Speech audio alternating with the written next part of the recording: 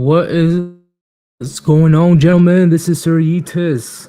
I know there's been issues with lag and all that stuff. That is definitely StreamYard itself because it's been happening to a lot of people around here. I do not know what's going on personally because my connection is fine. And the StreamYard situation's been happening for the last couple weeks. But besides that, I'm here to drop some gems on you guys. Today we're gonna be talking about the black pill. Okay, this is round 3 or 4. Let me see. Yeah, it's pretty much round 4. And I know we had TFM on and we had that guy P on before, but now we're gonna add additional people so we'll be able to discuss this because people know that not just me but the Warband in general, we're kind of iffy about the black pill. So we're gonna have people that acknowledges the black pill and or even values the ideals of the black pill, and we'll see where we get from there, because right now it's all about exchanging ideas and exchanging information so we can better understand this topic. So it's gonna be a good live stream today. um but before we begin, of course, there's plenty of ways you're able to support this channel, the Warband. You can go ahead and donate to paypal.me/Yeetus or Cash App/Yeetus. The links are on top of the chat. Or you can do a super chat, or you can do a super thanks, or you can just listen to what we have to say because the message is important above all. We're going to start adding people in right now. The one, the only, Gray. What's going on, Gray? Evening, Warband. Hectic week, honestly, but this will be a fun discussion. Very hectic. But we are also going to be adding the vital message. What's going on, man? I'm doing well, Yeetus. Thanks for having me on. Hope everyone in the chat's having a fantastic Monday. Yeah, let's go. Let's get it. Everybody is having a fantastic Monday. I hate Mondays. I probably will for the rest of my life, but hopefully you guys are having a good one because I know it's just going to be nothing but errands and people asking me to do shit. I don't like that. I guess you can call me a pessimist when it comes to Mondays. Last but not least, I'm gonna add that guy Pete. What's going on, brothers? Long time no chat. It's been a while since I've been here. Yeah, it's been a long time. When was the last time you joined? Shoot. I don't know, man. Probably before tax season. It's been a minute. Before tax season. Oh shit. Yeah. Hey, today, I know you already been on here before, that guy Pete, when we were talking about the black pill, but I'm glad that you're here. So, and on top of the vital message, so we can re-emphasize what the black pill is, or we can, speak on this philosophy, and because I know that it's not just one concrete definition of the black pill, but I know that philosophy has a basis. So we will start from there, and then we will just branch out pretty much. So we're going to start with that guy Pete. Okay. So where do you want me to start? What is your perspective on the black pill? So yeah, it's been a pretty ongoing, evolving type thing as I continue to dive into this space and just kind of get exposed to it. But I think probably the last time I talked to you about this, I just kind of said like very shorthand, like looks and height matter, right? But I think I want to give you the premise just so I can establish expectations here. The difference between ideas and people, right? So very much like red pill, which we would all agree, you go through rage and depression, and even Turd Flinging Monkey has said better off blue. There's some people better off not going through that. I would agree that an overwhelming majority of men are better off red. They don't need black pill. But there are a class of men where red pill doesn't explain the full story. And because of me, I'm naturally curious. I like to get the full story. So that being said, the difference between ideas and people. So the ideas, as I just said, are the ideas like looks matter, height matters, things like this. And if you fail the basic looks test, which I would say personally is probably like being a 4 out of 10 in terms of looks, I would say that's the threshold, then probably nothing you do in terms of self-improvement will improve your odds unless you fix the elephant in the room. But when you compare that to the people, which I think folks in the red pill camp, folks in MGTOW camp, folks in all the other camps that are not black pill, they tend to just say, hey, black pill in and of itself is just nihilism. The ideas itself are just, see, there you go. Angler MGTOW just said it. Black pill is nihilism. No, the people are nihilistic. And as I just said, most people are better off red.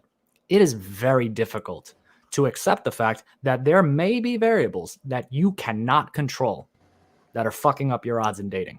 That sucks. That's a tough pill to swallow. And I do not blame men who do not wish to swallow it because, as Angler MGTOW just pointed out, it very often leads to nihilism, that nihilistic valley that Turd Flinging Monkey talks about. And unfortunately, a lot of men lose that fight. They don't get out and they self-delete, which we're trying to stop. But that doesn't mean I'm going to shy away from the information and the importance of the fact that we must also discuss the variables we cannot control, which is what black pill talks about, and red pill, which talks about the things that we can control. That's essentially what it is. So Self-Made here just said Pete is a light gray pillar. I would say actually I've moved way past this in my journey. I have reached acceptance on this matter. And so for me personally, it's just like, okay, you know, this fact is not going to affect me. Whether or not that's because I'm 6'4" and average looking, that made it easier for me to accept it, I can't say for sure. But unfortunately, what ends up happening is very much like in the red pill space, as Undead Chronic just said, in the black pill space, there is a lot of people fighting over what the consensus is as well. So it's basically like everyone just saying he said, she said. But at the core, the one constant I have seen is that basically there are variables you cannot control that the red pill does not account for. And black pill thus felt a need to cut itself a piece of the pie and explain the things that we can't control. And we always preach stoicism, differentiate between the two, and do the best you can. And that's all I've got to start. Okay, that guy. I like how you explained that. We were definitely going to dive in on the details of what you just said, but we're gonna let the message. What is your perspective on the black pill? Because I want everybody's definition. My perspective on the black pill, the impression that I got when I took it is that the idea of it is just the harsh truths. Now, people might say that's the red pill, but there was a distinction made after a lot of corruption, a lot of grifting under the guise of the red pill was used. What was originally a term used for all aspects of society, whether it was dating, whether it was financial systems, work structures, politics, all facets of life, turned into, oh, you gotta build yourself up all in the name of the woman to pick up girls. That's what most of the red pill turned into. Not you guys, but that became the main draw since a lot of guys are horny. Now in the black pill sphere, I think it's better to refine it. Is just take the world's view objectively, see the world for what it is, not what you hope it is, and whatever prescription you do with that is up to you. I see lots of negative prescriptions and lots of positive ones. So I wouldn't say that you can make black pill itself a community, because saying like the sky is blue, water is wet, that's not stuff that you can really build something upon. It's what you do with that information is what communities made. For example, with the red pill, what Sir Yeetus is doing is a lot different than what John Anthony Lifestyle is doing. So it's kind of what you prescribe along with the truth is where we have these issues between groups. I don't think it's the black pill itself. Precisely. Okay, I like your explanation as well, the vital message. I like what that guy P said as well before. Ideals, philosophies, they will eventually evolve. It won't stay at a constant state, usually for good and usually for the worst, unfortunately. But overall, no idea stays the same. People build on top of that with their own perspective and point of view, and but based on the era and society that they live in. They'll put their own twist to it, if you guys get what I'm saying. But we're gonna go with Gray. Gray.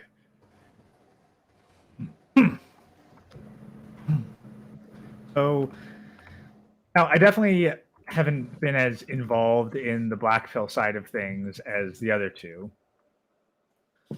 But that's the thing. I don't see the red pill as ignoring them. Now, maybe the common impression of the red pill these days, it has become that, just like the message has become tainted and corrupted to the point where the black pill nowadays is acknowledging things that the red pill in a larger sense no longer acknowledges. Okay, evolving, definitely changed. But at the same time, there's the actions of the people involved that differentiate it. Like if someone says, okay, I'm a 4 out of 10, a 6 out of 10, like I'm nowhere near an 8 or a 9, so I'm going to need to improve my looks, or I'm going to have to focus on building my money, or it's just not worth like working within the established system because I don't respect the values of the system. Like I'd still think that's red pill. For me, what I see out of the generalized black pill, or like the PUAs of the black pillar, is just straight up nihilism, where they use the knowledge of what cannot be changed as an excuse to not attempt to improve their lot in life in any way. And so for me, red pill versus black pill comes down less to what do you believe, since they believe very much the same things, and more so, what are you doing about it? And to me, most black pillars, they don't do anything, and they use the black pill as an excuse to not do anything. Like, oh, I'm sub-average, I don't look hot enough, therefore I shouldn't bother. Like, well, honestly, you shouldn't be dealing with Western women in general, period. But if you're going to be like, well, I can't get dates because I'm a sub-5, well, isn't that just applying the same metrics as a red pill PUA, where you're judging your value by how many women you can pull? So, bit of a ramble there, but that's what I see on it. Okay. See, when it comes to me, at first, when I first heard of the black pill, I honestly thought is what, the common folk thought of the black pill. It's just people just being straight up pessimistic, straight up nihilism as well, right? But like what that guy P said, later on I realized it was just the people itself, not the black pill philosophy itself. But besides that, even though there's things that you cannot change, does not give you the excuse to improve. Does not give you the excuse to not improve, in my opinion. It does not give So you the that's where- excuse to be a subpar man. It does not give you the excuse to shirk your responsibilities. I agree. Yes, because PUAs to the red pill is very similar, in my opinion, to pessimistic, nihilistic men to the black pill. It serves no purpose. In fact, it goes against everything on what the red pill is about in the first place. So I'm sure the nihilistic, the pessimistic men that associates with the black pill is very similar as well. Yeah, If I could maybe expand for saying, like, this is where, like, I see the similarity between the distasteful parts of the black pill community and the distasteful parts of the red pill community. The distasteful parts of the red pill, they still want men to value women. So they constantly preach this self-improvement for the benefit of women, as the people pushing this value women and they want to be included in a community that values women.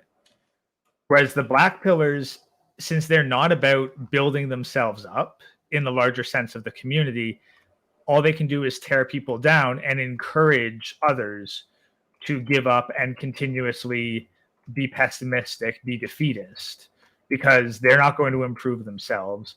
So they can only create other people like them by having other people give up and stop improving themselves. And that's what I find distasteful is, like, if you're going to say fuck it and give up on improving yourself, okay, fine, whatever, you do you. But then encouraging other people to do the exact same thing because you just need to accept the truth, man, that's where I draw the line and find it objectionable. Well, yeah. Okay. The way I. Oh yeah, you got it, Yeetus, or you? Oh no, I was going to ask for your opinion first, environment. Oh, perfect.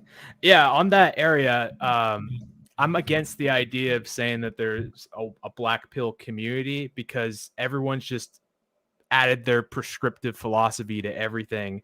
Like, for example, you're talking about ratings and what actions to take. I don't even tell guys to rate themselves among people because that does no good. Because a big issue I see in the black pill sphere, the umbrella, you see a lot of guys that that kind of lack a lot of life experience. They'll then take demographic data from the 50th percentile of every guy. And if you look up any time of job you work, let's say that Gray wants to be a successful mechanic. I'm in medical school right now. Let's say Pete wants to be a lawyer. If you look at the average student or the average person that enters this field, none of them make it.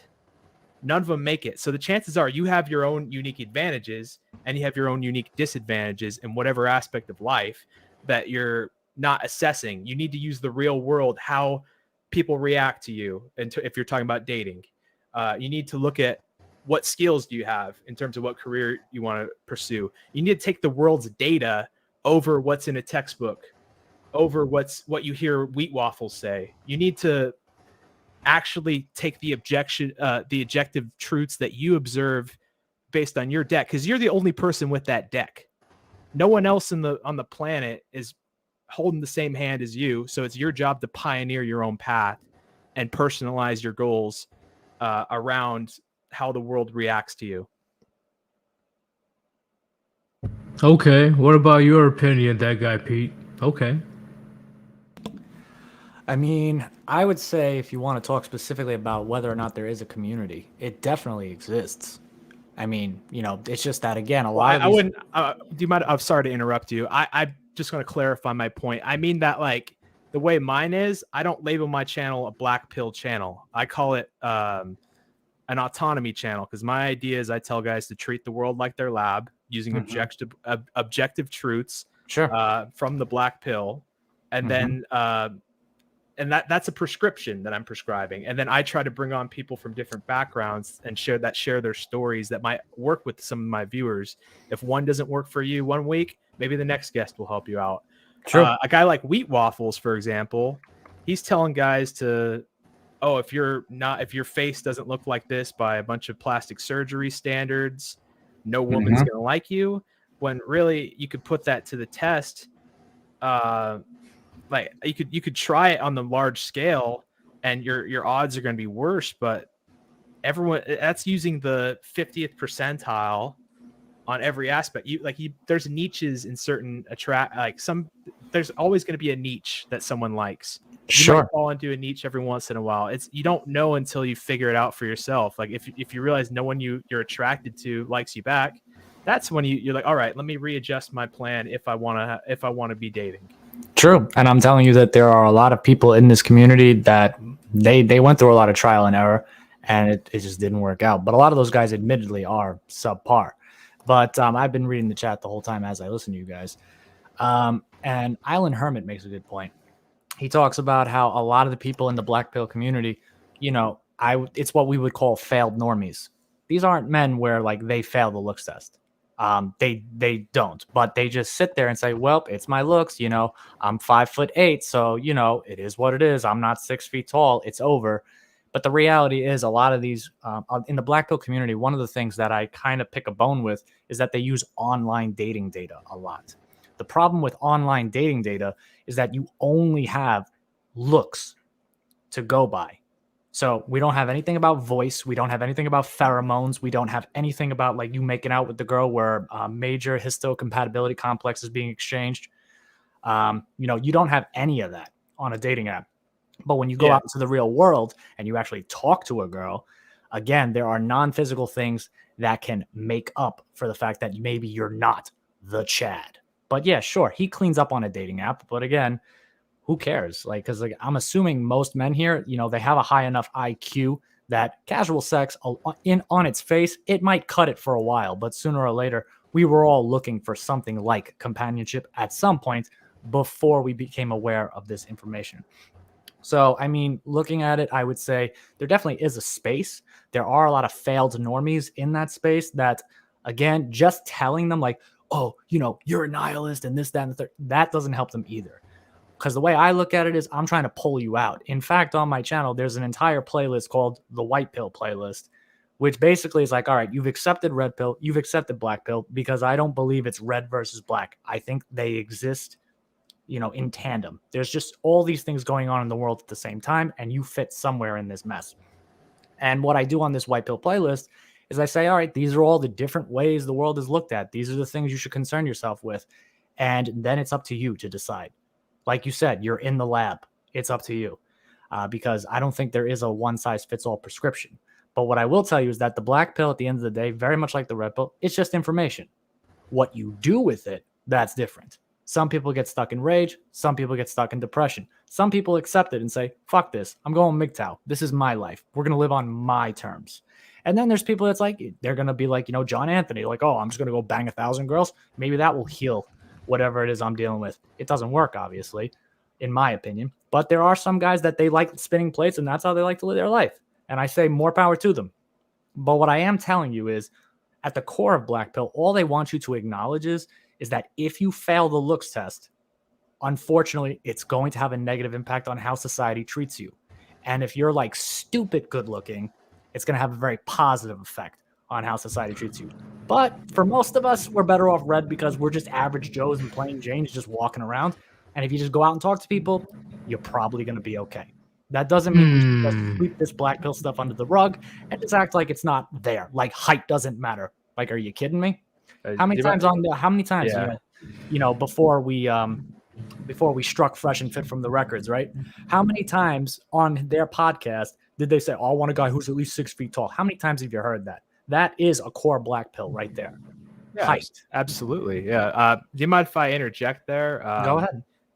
The idea that you're talking about, that looks threshold, I think that's key when you're getting that raw desire that someone wants you for you, instead of what extra. I say LMS, the looks, money, status, but the looks is the only thing that's directly tied to you, where she could be attracted to your money. It's like someone could be attached to something you have that doesn't bring them to you. It brings you to what's around you. Correct. And that's more of a transactional type deal. Yeah, it is more like transactional. And then, but about the looks though, when you're talking about being able to understand that she likes you or she doesn't in that way, that you got to meet that looks threshold. You can screen out like who actually likes you and who doesn't, and true, and not waste your time. True, there's choosing signals and things like that you could check for. But I think, Island Hermit, again, he's nailing it. When he's talking about the gym, again, most normies, you go to the gym, looking buff is going to help your look, and that's going to do half the work for you. It is true. And I think he's even told stories like, he's on his grind, he's at the gym, girls are looking, it is what it is. But all we're trying to say in the black pill space, again, it's a minority relative to the greater population. There's a bunch of people where they had parents, they thought mating was a good idea. It wasn't. And now the kids got to pay the price. But it's not as often as the black pill space makes it out to be. Most guys are just normies. And there's guys like me who have accepted it. We just wanted answers, and we just couldn't not know about the black pill. We had to just understand it. But it's information. You're free to do whatever you like with it. It's the person who's nihilistic, not the idea. Wait. So what are you and the viral message is saying is black pill is just pretty much a pure objective stance in the dating market, pretty much. I would say so. Just 100%. It's not subjective. It's a objective mindset. Yeah. Going to the Of dating course, market. your goals are going to be subjective. Like what you want to get out of the dating market is up to you. But I try to take an objective view of like, okay, like people usually of this caliber usually like me back, or like that's kind of what I've noticed from what I observed. And Exactly. And yeah, exactly. The type of people you attract will give you a good idea of what your looks level is, right? And usually what ends up happening with guys is you tend to attract women primarily that are like, if you're lucky, they're equal to you in looks level. We call that a looks match, or they're slightly below your looks match. And honestly, at the end of the day, when we're vetting for casual sex, yeah, sure, the hotter the better. But when we're vetting for like a relationship, hey, we don't mind if she's like at our level or slightly below our level, if it means she's modest, feminine, friendly, has good character and values, comes from a good family, this type of stuff. So I guess another core point of the black pill is that we always kind of, in mainstream blue pill society, we make the joke that, oh, men are the dogs, men are the one who really care about looks. But upon second glance, maybe the gap between how much men care about looks and how much women care about looks is not as vast and wide as we have made it out to be. And that's another uncomfortable thing that black pill likes to shed light on. But unfortunately, not allowed people who really take it personally. They can't accept black pill because most are better off red, and they do get nihilistic. But there are some people, it's like they've lived their whole life like this, and they're like, look, I've been treated like shit just based on what I look at. And it's like, how can you just invalidate my experience like that? And a lot of them feel that way. So I tried my best to just kind of meet them halfway and understand. And so far, what I'm doing seems to be working to some degree. Okay, Gray. Yep. You there? Yeah, I'm here. What do you have to say about that so far?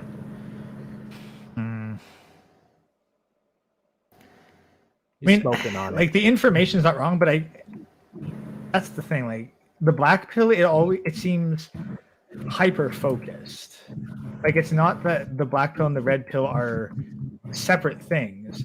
It often seems like the black pill is just a more like it focuses on specifically the looks aspect, because like we know, okay, yeah, women, they have certain preferences based in genetic history and evolution to prioritize what they think are the most beneficial genes.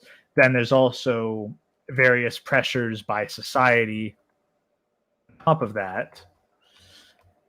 But then at the same time, if you look at to some of the nuance, and it's like, well, how many women actually know what 6 feet tall really looks like? They don't. Well, they really don't. That's why, from my perspective, like Pete might disagree or agree. I try to, like, instead of looking at that demographic data, like what type of features are commonly liked, what kind of height is commonly liked, you just gotta generally know that, okay, that these people are better looking than these people. This guy's taller and gets more attention. That's just kind of the common trends you see. Don't focus on like what's the ideal number and what you have to reach. It's better to look at, okay, what kind of person do you want to be? And like, what kind of level do you attract? Well, yeah. And then there's the other thing, which kind of branches off what you just said, where like if you're looking at yourself on an objective level, I think about it from the perspective of work, where like let's say you can perform a task to a certain level of competence. You can go online and you can see a huge collection of people who do objectively stellar work. You're like, oh wow, these are the top people in this industry. Like, okay, but you're not competing for those clients. And at the end of the day, how objectively good you see your craft as does not matter. You can absolutely hate a job you did. What matters is that the client likes it. Exactly there. That's why I'm saying you got to, there's an importance to personalize it with your experience. Because of course, like not every person you interact with is going to be on that same bell curve. Like that's just a statistical tool that you use to estimate that a lot of people get caught up in. instead of taking their what they've done and like cause and effect within their real life, and like they need to be realistic. Like, all right, this is my feedback from, like, of course you're not gonna spurg out and write this all down. You're just gonna kind of have a general idea. But it's like, all right, when I'm in better shape, like I feel better, I get more energy, and like I get more attention from women or something like that. That's like one aspect of it. You can do other things, and it's gonna be different for everyone because we're not the same person. And then like okay, and then like let's be honest. But like I will be real with you. If you look at yourself as completely average or below average in everything, and you look at the demographic data, it's gonna look like you're gonna fail in everything because only the top like maybe 10 to 20 percentile really do anything in any like anything significant in any aspect. Well, okay, you say anything significant, but that's the thing is like maybe only the top 10 to 20% get public press. Okay, let me take it from a job, for example. I'm not talking dating here. I'm talking about, let's say you go to get into like, let's say a medical school. You probably have to be in like at least the top 20th percentile to really compete, to even get, to not have your application thrown away. Like if you see yourself as an average, you probably wouldn't want to apply there. Let's say that you take a trade. You're going to have to beat a lot of competition. There's going to be maybe like you might have to beat out 80 tradesmen out of 100 to really put yourself on the map, probably more. So that's kind of what I mean. Like if you view yourself as if you look at yourself like dully average in everything, you're going to project yourself to fail in everything. And that will probably make you a doomer. No, but that's the other thing. Like you mentioned. I have a question though. So when it comes to Blackpill, right? Who? Okay. I'm gonna have to see if I can word it properly. How? Okay. How does a Blackpill truly benefit somebody? In the sense of if they're not actually like, how do I explain it? If they're not a man that's 5'4" or 3, you know, a man that truly is struggling in the dating market. And this is just for the dating aspect, not just, you know, the world in general, but for the dating aspect, how would it truly benefit a man to be blackpilled? That's you want to take this first, Pete? I got an answer for this, but Pete, if you want to cover this, you can go first. Yeah, I think I'm actually curious. So it sounds like, and you can correct me if I'm wrong, Yeet. It sounds like what you're asking is this. All right, Pete, you passed the looks test. So why do you need black pill information? Like, is that pretty much the core of it? Yeah, pretty much. Yeah, like if you pass the looks, if you're a sub 5, it's obvious why you need to know this information so that you don't pay $2,000 to a grifter like a fucking tool, do all these improvement things, and because you're and because you failed the looks test, it makes no difference. I don't think a normie has any business paying that much money just to get laid either. That being said, I can tell you from personal experience as a normie that diving into the black pill, there are some guys, again, that are failed normies that, again, they just want to bitch, piss, and moan. And those kind of people, I tell them flat out, I'm like, look, bro, the information is the information. You know it is what it is. You got to accept this, and then you need to decide what you're going to do about it. You got to figure that out. Nobody's just going to magically come in and tell you how to fix your life. But that being said, yeah, you learn a lot about, improving your appearance and things like this. Something that personally bothered me for a very long time was the fact that I was losing my hair. That's something that like really bothered me. Not because of what girls think. I don't give a shit what they think. It's just that I looked in the mirror and I didn't like it. So then I started talking, and like, again, they're very knowledgeable on all the different methods and things that you can use to improve your look. So even if like it doesn't benefit you to know the information, again, you do learn a lot of useful little tips and things like this on how to improve your appearance or fix problems that you might have with your appearance, which again could be a very positive thing. So, I ended up looking into, Rogaine and Propecia for Hims and things like this. Been using it for a few months now. I'm getting results and I like what I see. So at the end of the day, what you're going to get most of the time is you're going to get failed normies. And then you're going to get sub 5s who don't have the money to pay for the surgery to get to the point where they can pass the looks test. Though an alternative would be to what we call geomax, which means get out of the country and go to places where your other non-physical things, such as having a lot of money. Having a lot of money matters a lot more in the Philippines than it does in the United States of America. So, there's ways around it, like if this is your big thing.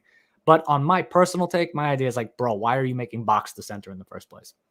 That's just me. But again, you can't have the manosphere conversation without at least entertaining what these guys talk about. If you're, you have my objective where you're looking to cover everything.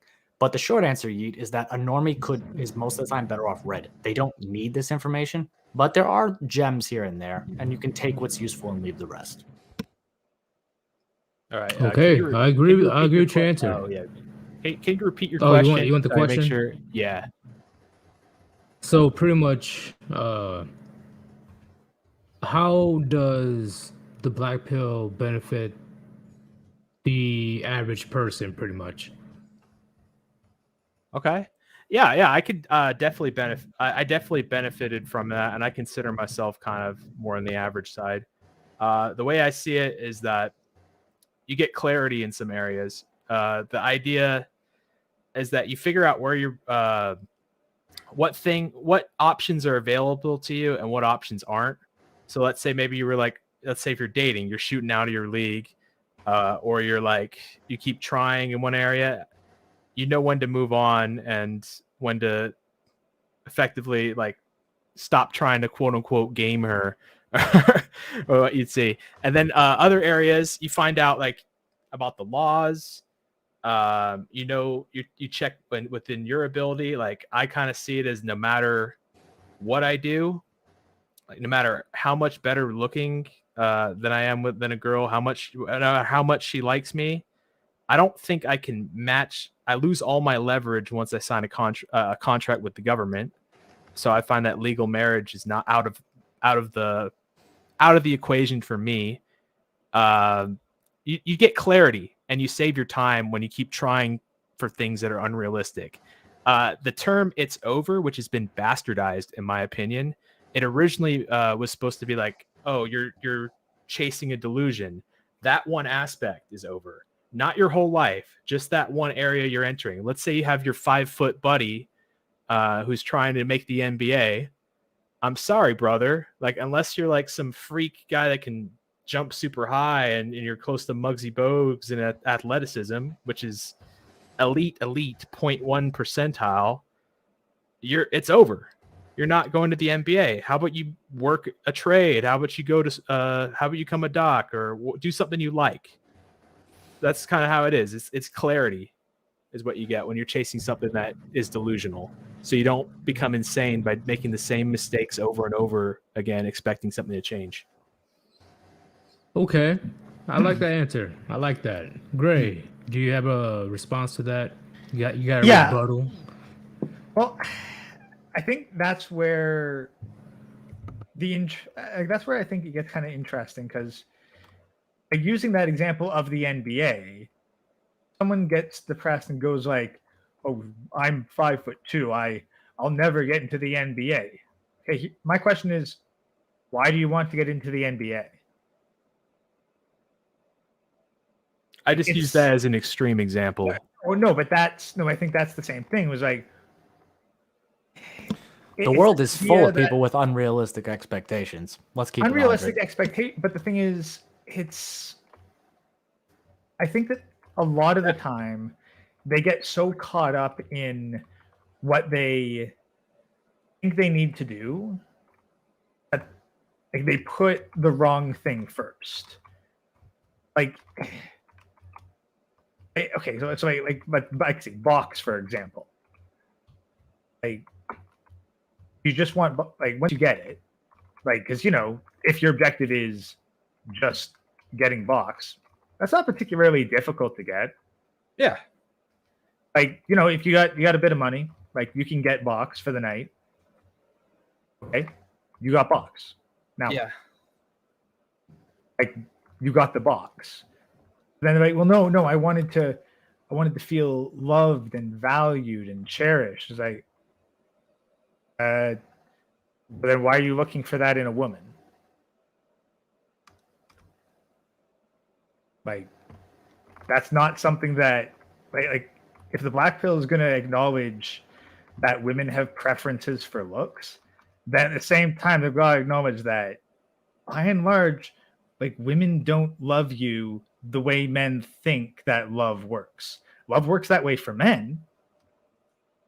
But if you're getting all depressed because a woman doesn't love you unconditionally and respect you and value you the same way she will, like the same way you do to her, like, yeah, dude, that's just how they are.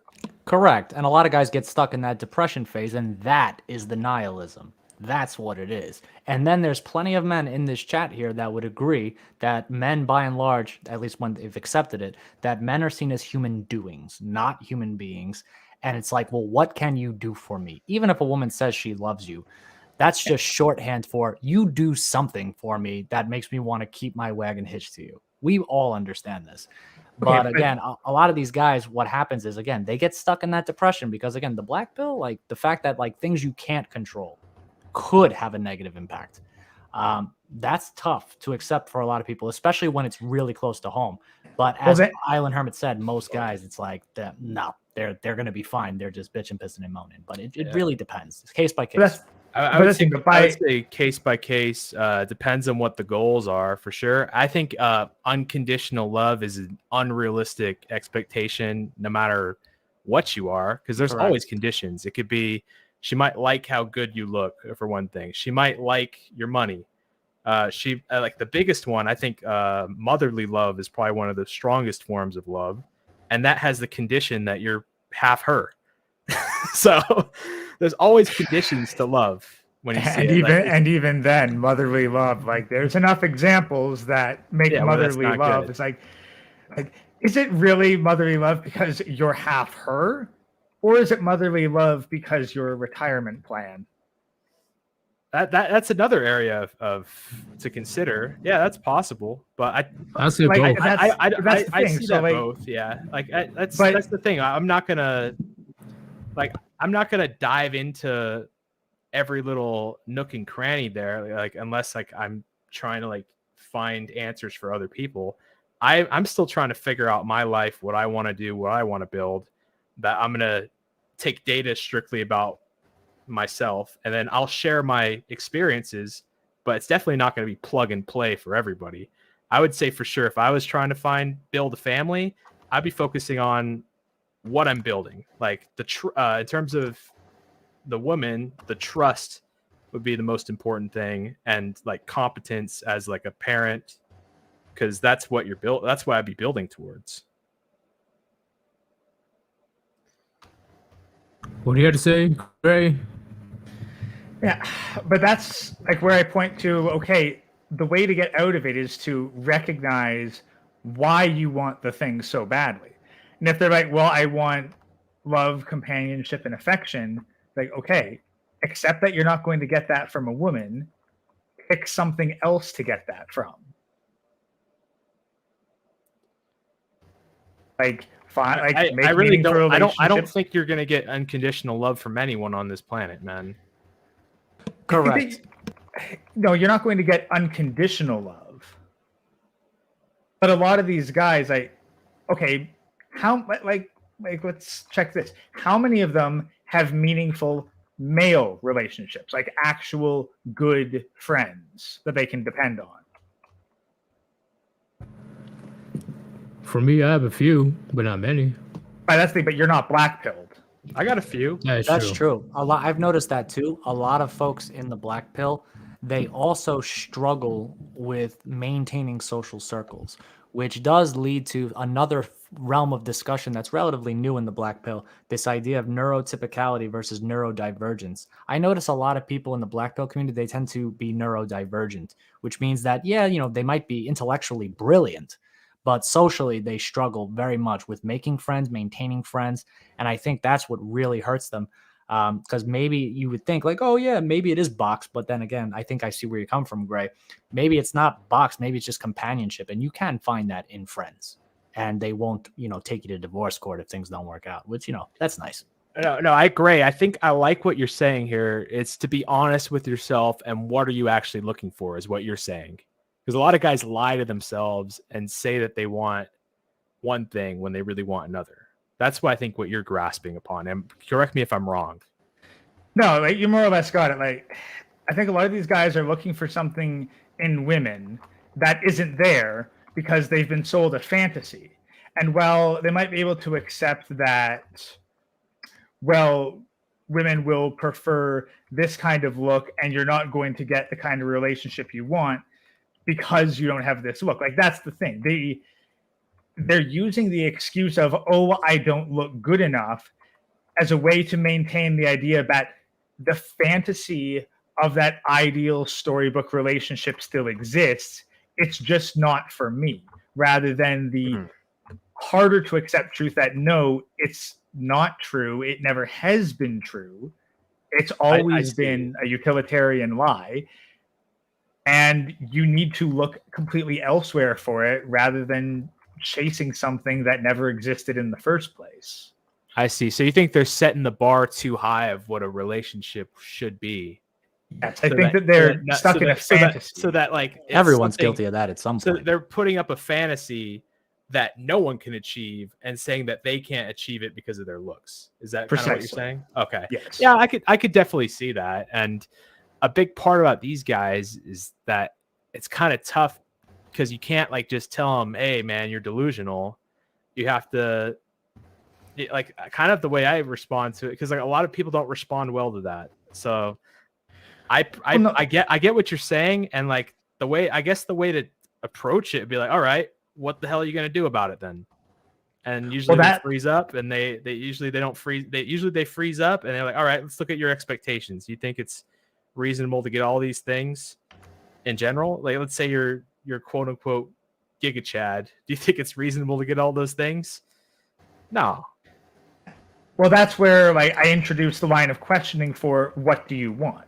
Because I think that the best way to get someone out of a depressive state is to get them to realize what their goals are and then give them an actionable plan to achieve those goals. Yeah. But if they want something that's impossible, then it doesn't matter what the plan is, they're never going to achieve it. Absolutely. Yeah. And I'll tweak something you got there. You say give them a plan they can follow. I think it's best to like walk them through making a plan on their own. Because yes, like you don't say, okay, you need to do exactly this. Like first, like they need to come to the realization on their own that this is what they're actually looking for. That they'll be able to, I'm on board, man. What you're saying. Yeah, and then just give them a better, like give them instructions of like, look, this is where you can find some of these things. This is the kind of situations that this stuff exists in, because right now, you're looking for broccoli at the butcher's. Yeah. That's like let's say that I was just hooking up. A similar parallel you see with guys that are like hooking up all the time through using Tinder when they want like a longer term relationship, like, and they're just on that repetitive cycle that you see a lot of the late count guys. They just keep getting these chicks that are looking for short term flings that really you're really only valuing looks on there. You're searching for looks when you're looking for a commitment in a way. So you're shopping at the wrong store. That's like another example. Exactly. Like they're looking to take a song like looking for love in all the wrong places. So, question then. Do black pillars still yearn for a relationship? I'd say it depends on the person. Big question. Depends on the person. Like, it's hard to like. I think a lot of people still yearn for it. Like, I don't know exactly how I want to like live my life. Whether I want to do the family, whether I want to be a bachelor, whether I want to just travel the world, be a nomad. Like, that's something that for the individual to figure out. I think that it spans a lot of aspects, but I think a lot of guys lie to themselves saying they don't when they do. And I say that across like the manosphere at large. I agree 100%. I don't in the West, that's for sure. But that's just me. But yeah, that's Nah. I understand with that caveat because the laws are not in our favor. Yes, one false move, I'll get thrown in jail faster than I can say,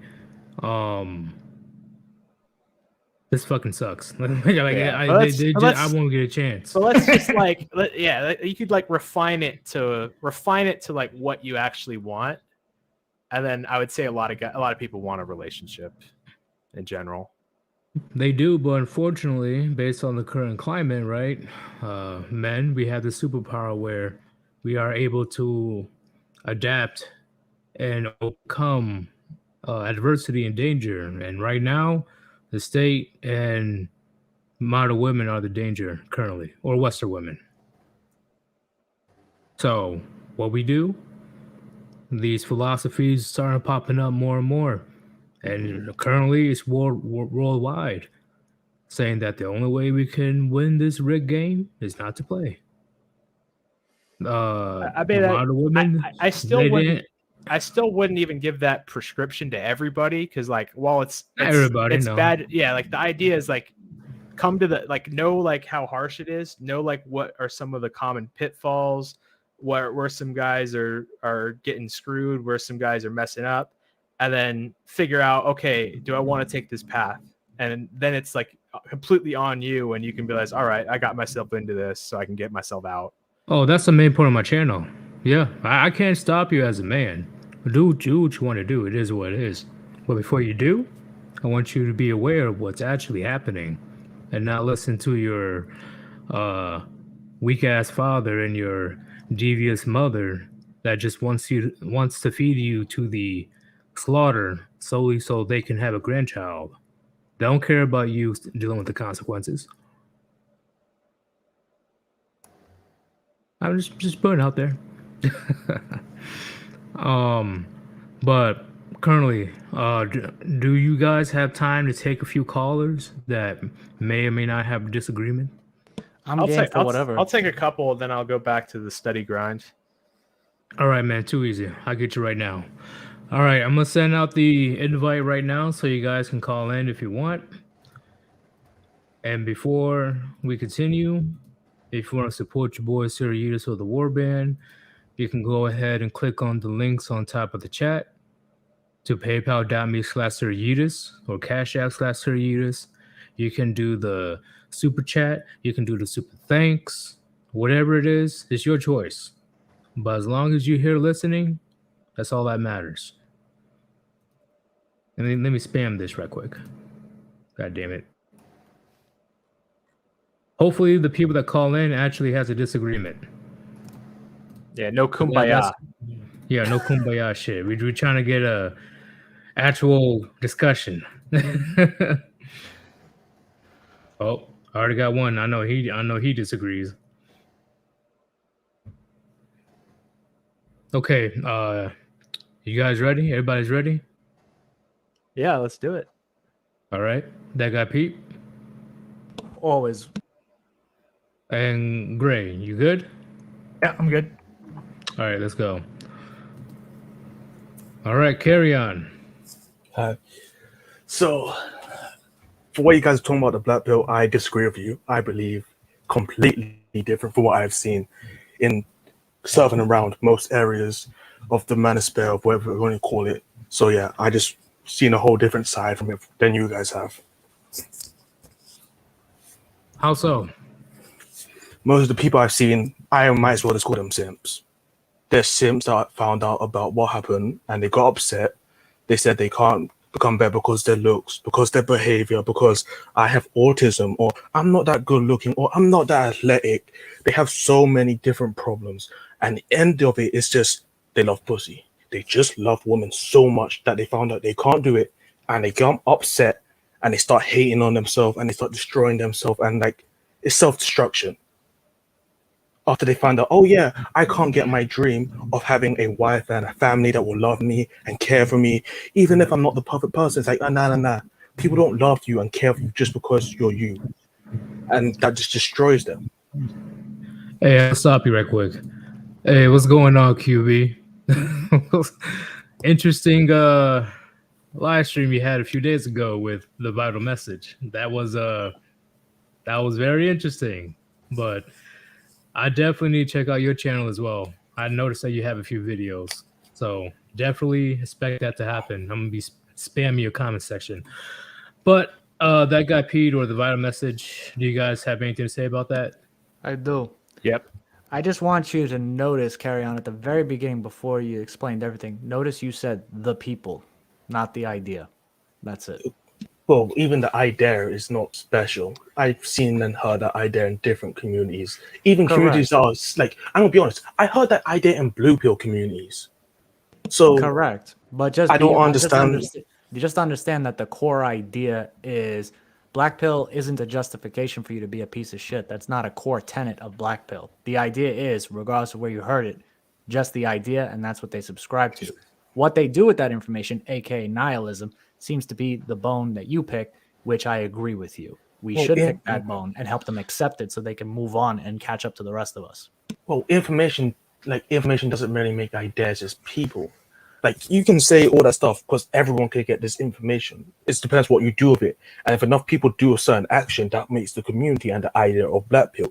And that's generally what people are attracted to it, because, like, you could say originally Black Pill was just the idea of Red Pill that was more honest. And people that found it, they didn't want to move from there. They didn't want to go and become PUAs, or they didn't want to go monk. And they couldn't move. They became stagnant. When they heard the news, they were shocked and in fear, and they just stayed there. And it's like dirty water that just doesn't move. It becomes stagnant and becomes corrosive, and that's what happened to the Black Pill. Okay, so let me ask you a question. Let's just say hypothetically, we have 5 million MGTOWs in the world. Let's say out of those 5 million MGTOWs, 1 million of those MGTOWs all get their guns and they go and find women and go on a killing spree. Because 1 million MGTOWs did that, does that change the core idea of MGTOW? Or can we agree that the fact that they're fucking psychotic assholes and it has nothing to do with the MGTOW ideology? How do we get here? Okay, I got a response to this. Let's take this guy. No, like it went left very quickly. I had to like put down my drink right quick. I'm like, hold up. Hold up. But, Yeah. that guy Pete. I'm gonna have Carry On answer your question. Then I'm gonna let the vital message go next. Perfect. Even still, that was 1 out of 5 people that did that. I still wouldn't say that. That's like me saying all Germans were those goose steppers. Let's just say that. But they weren't. So what if 4 out of 5 did it? At what point would you say that it is no longer the people and now the people are the idea? Where's the line? Can we even define such a line? Or can we just agree that it might be better to separate the two and hold the people accountable when they fuck up and just look at the idea for what it is? But the idea is barely even different to every, like, that's like saying me and my brother are clones. We were raised the exact same. There was barely any difference. It's just that one day I got upset because this thing happened when I was separated from them. And I went off and did something crazy. We're technically the same beings. We have the same ideas. But this one day I went rogue because something happened. That's what the Black Pill community is becoming right now. From what outside of people and people inside of the scene. I was in the Black Pill community. I wasn't like upset or anything. I was just there like, oh yeah, let me look at this information talking about people I heard before. These guys seem hyper focused. They were like, they were hyper focused on looks and so on. It's like they weren't focused on external. They were focused on external and what people thought of them and what others had, like society and norms and all that stuff. They weren't really people that were building up their self, not for people, but for like their own self. For what I saw, the Black community was people that were empty. They didn't have close friends, close family. They probably couldn't connect to people because they had a mental trauma, or the brains didn't work that well in a certain senses when it came to people. And those were the people that were getting drawn to it because that was just the people that were there. Maybe the people that were there in the beginning were all like you.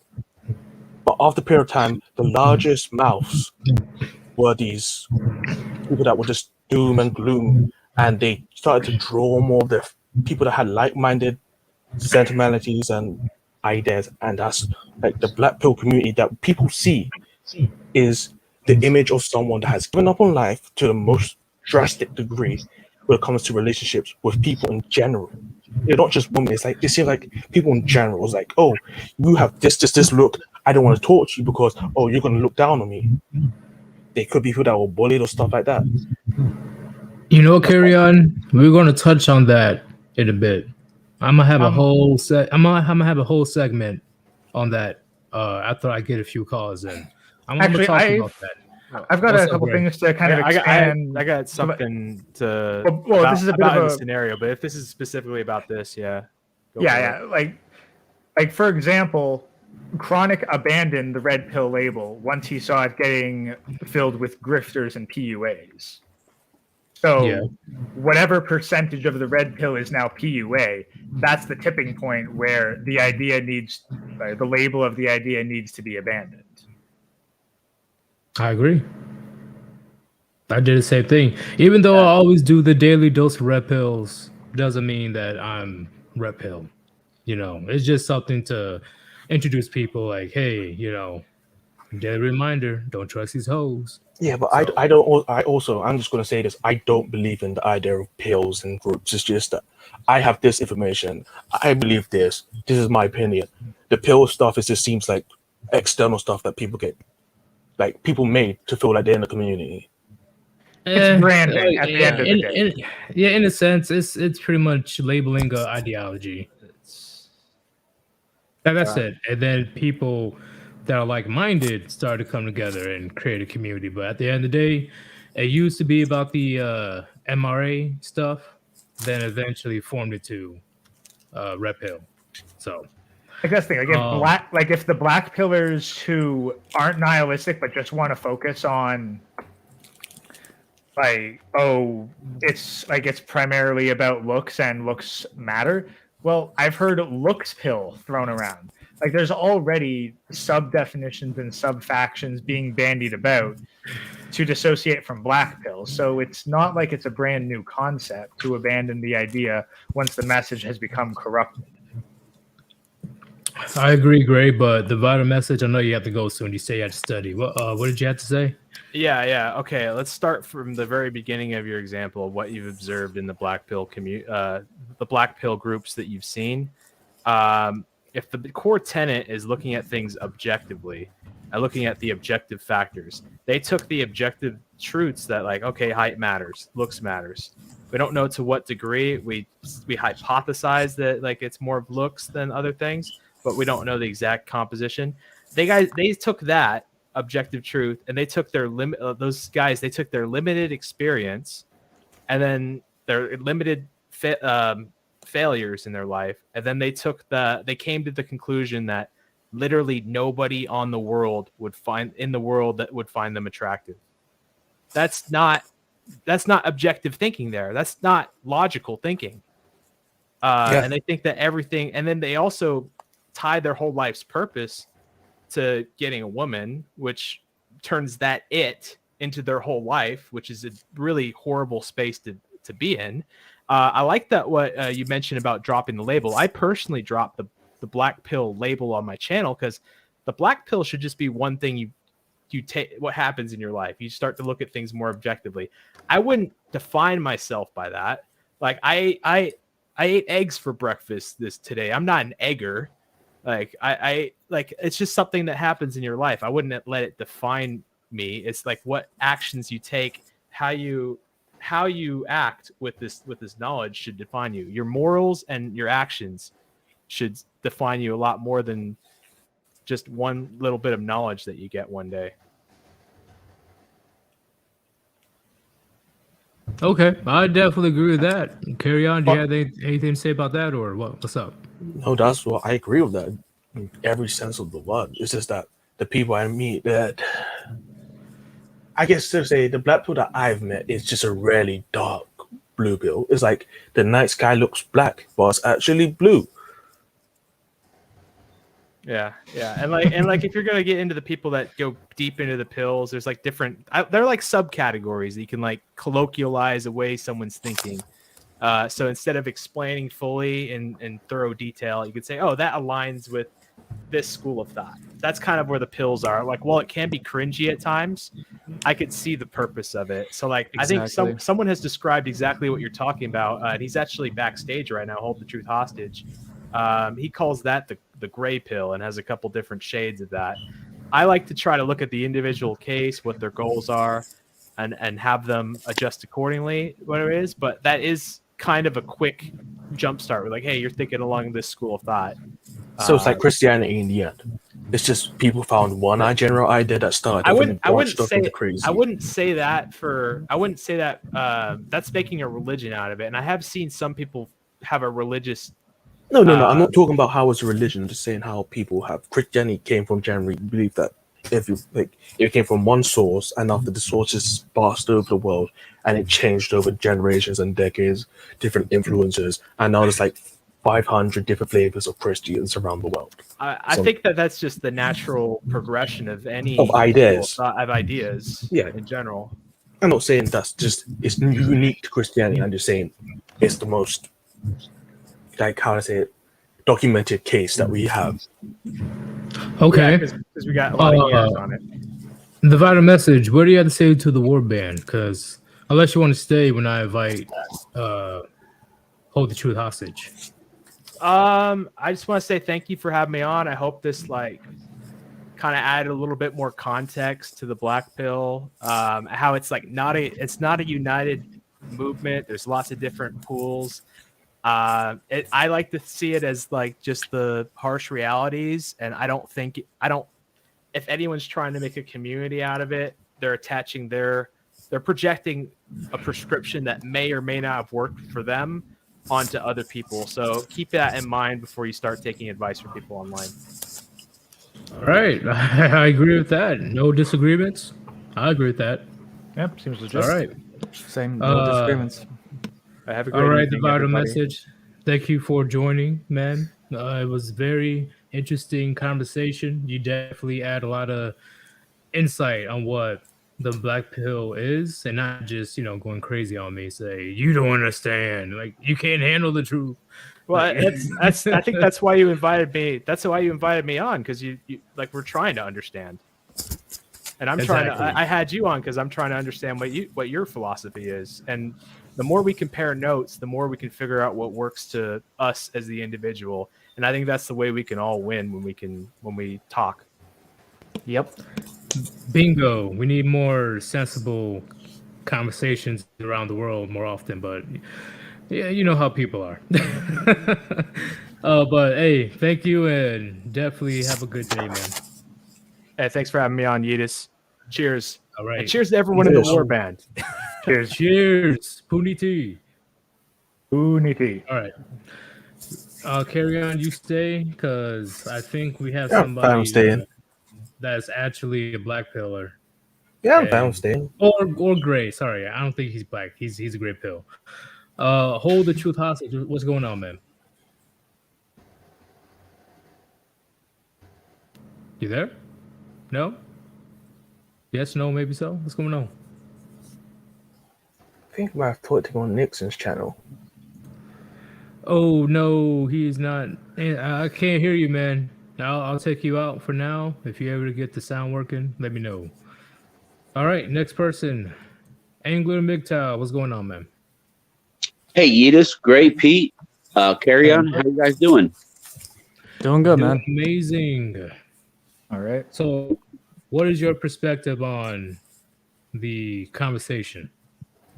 I think the black pill leans more towards feminism. I mean, I think it's Oh, that's new. it's guys that bypass the red pill. They never got that knowledge, and they just went immediately there to the place of depression and fucking self-loathing, and somehow it's been connected to MGTOW in the red pill community, and I don't think black pill has anything to fucking do with what we talk about. Personally, True, but we're trying to understand what black pill is, though. Yeah, of course. So, But how much room do we give it?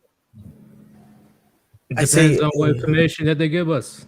You know, that what they're saying is not complete nonsense. Like it's actually sensible, even though that's their perspective on True. Okay. what's going Yeah. on. So, but Well, oh, what's up, that guy Pete?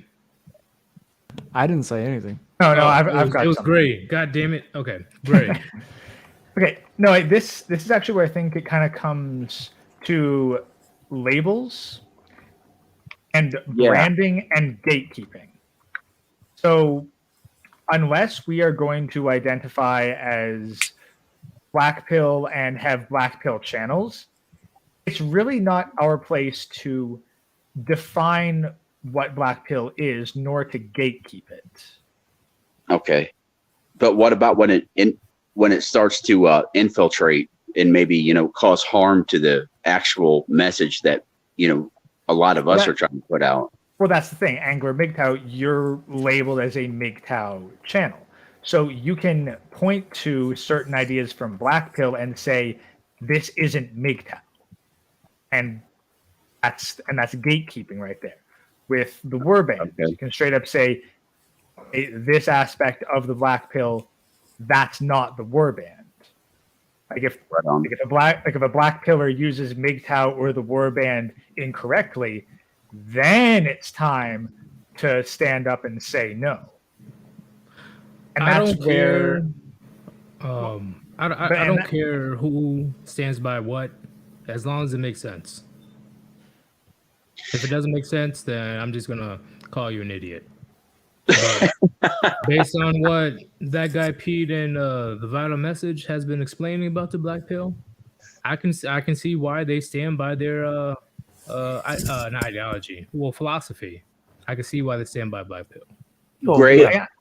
I think that what you're saying too, it makes really good sense. In many facets of life, even when it comes down to figure out where you've been in life, sometimes labels help just to help identify something, but then eventually you kind of want to drop that label, or you can almost become like addicted to that label, and then you start viewing people like that. So eventually you just have to start identifying behavior instead of a label. And then it comes to the next point where if a channel identifies themselves as a Black Pill channel delivering a Black Pill message, and it is one of outright nihilism and depression and everything sucks, don't even try. Yeah. If the rest of the Black Pill community does not outright reject that, then it becomes a part of the message. Even if Puritans would say, well, that's not Black Pill, if you're not going to openly disavow it, then it's become accepted and it's corrupting it. And that was the issue with Pickup. Like, it couldn't really be ultimately distanced from the Red Pill because it's a blue pill cake with red pill sprinkles. Yeah.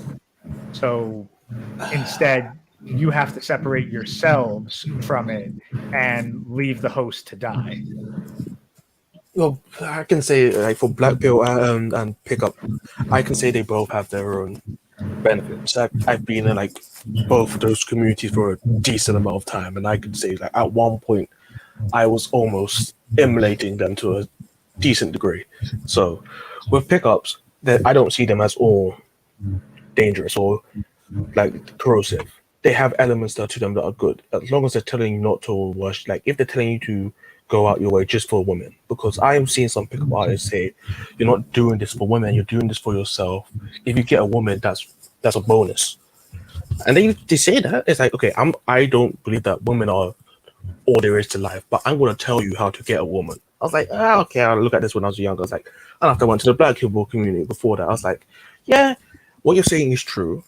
Your how to say it, your parents, your physical parents, and the image you leave in people's minds when you're left is extremely important.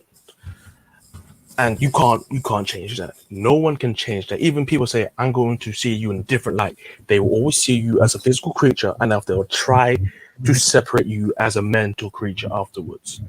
But it's always going to be the physical creature first, and after the mental creature afterwards. Because I'm going to be honest, I had friends that weren't particularly attractive in any way. They weren't ugly, but they weren't attractive. So I knew you guys for a long time. I didn't talk to them because like, oh, they're kind of weird. They're kind of those type of people. It's like I don't want to get involved with them. After a while, it's like, oh well, they have the same hobbies I do, and say like, and so on and others. So it's like, oh yeah, well, they're just like me in many ways. I like this type of stuff. I like this type of stuff. They might not be the most attractive people, but who cares? I grew out of that idea of a physical creature into a mental creature of a period of time, and yeah, that's what happens.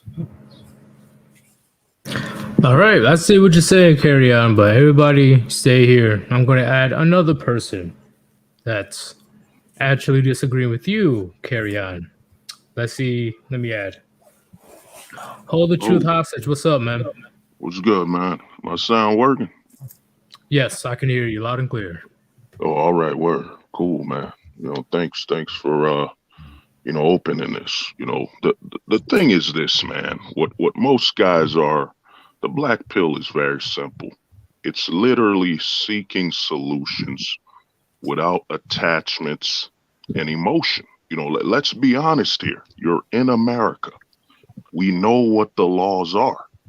You know what I'm saying? But that's only a perspective of America. And the problem you guys are running into, and even this whole narrative of it's nihilism. How is it nihilism when you got QB, a guy who travels? There's so many guys on the black pill sector that are living their life. The problem you guys are looking at is that you're looking at what I call black pill 1.0. When the black pill was created, no one had a deviation. So what happens when you accept the truth and you start looking at it from a negative perspective? For example, like Yeetus said, he's been overseas. Yeetus knows that you could get married and start a family overseas. So he knows that. So he knows there's another option rather than in the States. And what happened is when you had Black Pill 1.0, there wasn't an identification of the side effects of taking a black pill perspective, as in guys who become nihilistic. We call those the dark gray pill. It's when somebody uses all this black pill knowledge of looks and they weaponize it to a negative perspective. You got weak waffles telling men how they look and how this can affect you, when in reality, let's break the math here. This is how you can literally destroy weak waffles, is that how can you say, if you're under 6 foot, it's over, when the average marital rate in America and in the United Kingdom is below 6 feet? Yeah. You know what I'm saying? So what these guys do in the dark gray pill sector is they hustle depression. They try to find out a way to maintain a man's depression and profit from it. For example, the most dangerous thing Wheat Waffles is teaching men is if you're telling a man you're rated a 6, you're putting that expectation on, if any woman a 6 or below doesn't like me, that's a negative. That means they don't have the right to not like me, because, and here's the other thing, is that you're looking at another man to tell you how attractive you are to him, which automatically puts you on a spectrum of, sus soldier. That's basically what's happened in the manosphere. Is a lot of, not to get your channel strike. That's why we created these type of words. A lot of the guys in a portable closet that won't come out, they're here in the manosphere to recruit men into the, the rainbow sector. You know what I'm saying? So you have a lot of that going on, but the black pill isn't nihilism. It's very simple. You know what I'm saying? You know that fire will burn if you touch it. So we know if you get married in the States, you have children here, you as a man are automatically kicked out of a point of authority and leadership. So who in their right mind would stand on that and say, yeah, you could get married here and start a family here? You would look at it and say, yo, literally, I could go to Mexico. What's the difference between me having a child in America versus me having a child in Mexico? If the goal is to have a child, can anyone tell me how the mission is different when I still accomplish that by having a child? The only reason the red pill community is limited, the MGTOW community is limited, is that they prioritize domestic validation, as in your child doesn't count unless it's validated domestically. Anything you do outside of the domestic system has no value. And that is the limitation of the red pill community, because it's a suffering mentality of domestic perspective. You know what I'm saying? You're looking at the country as though this is your only option. In reality, and I'm gonna ask Yeetus again, and this is a question I got for Yeetus, is that you've been overseas, right? You know, you've seen the relationships there. The question I have for you is, with you having been going overseas and seeing this, that there's a solution beyond this domestic country, my question to you is how are you still red pilled? How are you still red pilled when you figured out that the issues you face here domestically do not limit you overseas? So the question I have for you is, how are you still red pilled? Because in my opinion, I believe in all women are like that. All women are the same around the world. It's just the environment is different. So I still believe that the red pill ideals can still be relevant anywhere you go. But I think it's also important to remember that the red pill and MGTOW, it's not simply about women. It's about a lot of shit, man. You know, it's not just about women. Yep, no, I didn't say that, but it's about domestic perspective. How does the red pill was created due to the domestic issues here? So how is that valid if I went to Mexico or if I went to the Philippines? How is the red pill has any use for me beyond the domestic setting? So how does this thinking help? Well, for one, you know that. How far back does it follow you? What I'm saying is, no matter where you go, she's not yours. It's just your turn. She is never just talking to you or any other red pill ideologies or statements that we say that can be applied anywhere in the world. Literally, in the sense of, if she has the ability to do it, she will do it. And right now, as countries are becoming more developed, it's bound to happen regardless. Especially Japan, South Korea, Philippines, Indonesia, Taiwan, all that other country.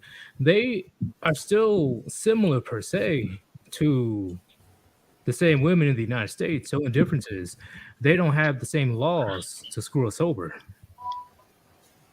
All right. Yeah, but here's the thing. You see, what happens is a lot of guys, man, and this is what I think most men fear about, you know, what I call a philosophy, is that you can read guys. I can literally tell you where you're thinking. The problem is you're carrying your American way of living overseas to justify coping domestically. Basically, well, if every woman's the same in the world, then me staying here isn't different. It's your that's not what I said. No, not at all. Hold on. And here's the thing, dude. I agree with you, dude. Here's the thing. Every woman's the same, yes, but it's the laws that determine how a man interacts and how they maintain that relationship.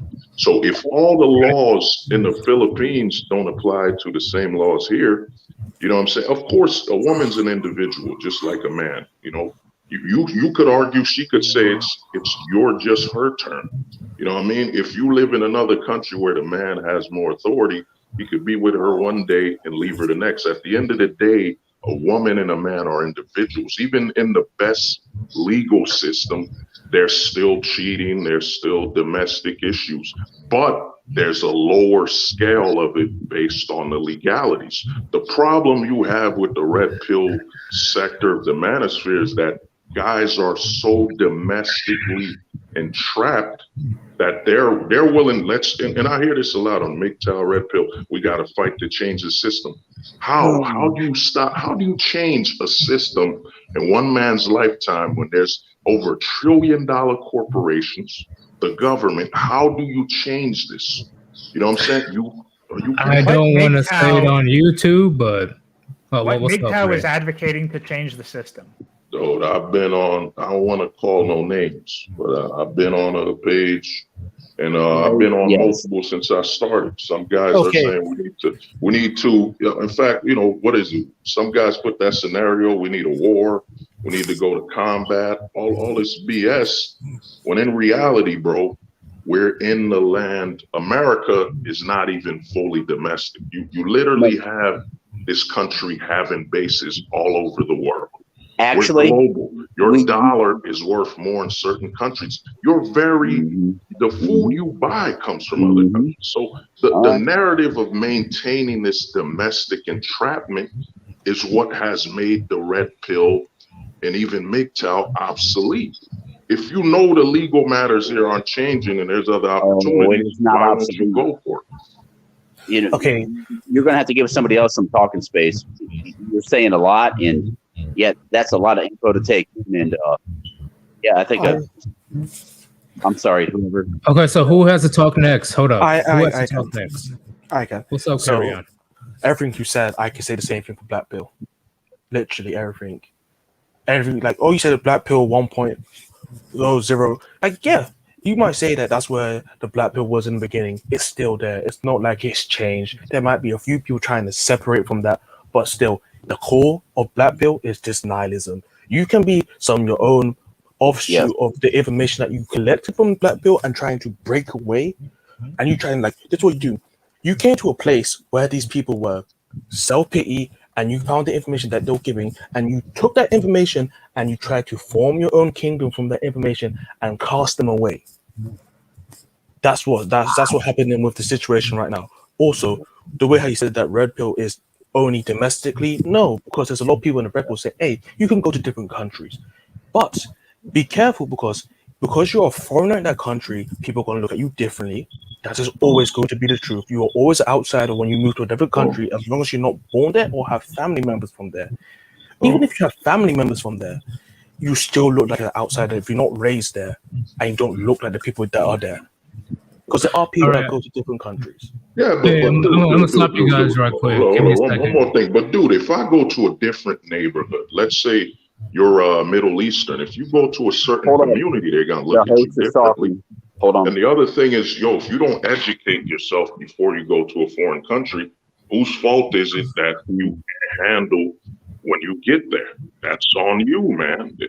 We're missing a lot of critical thinking.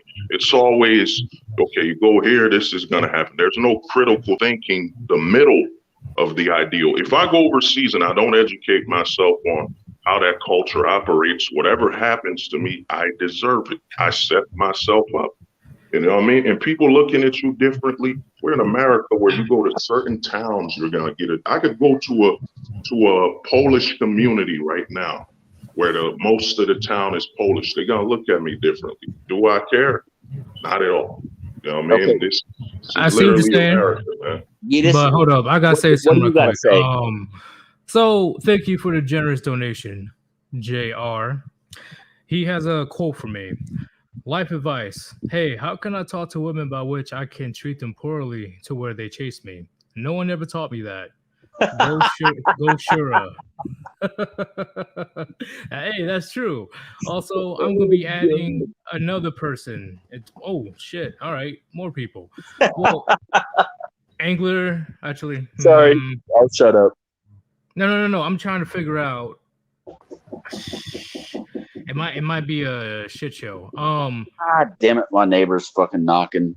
Hold on. Oh, it's all good, man. I'm gonna add the one, the only Warband member, Rishi. What's going on, man? Welcome back. Hello. Oh, And How's on everyone top doing of that- tonight?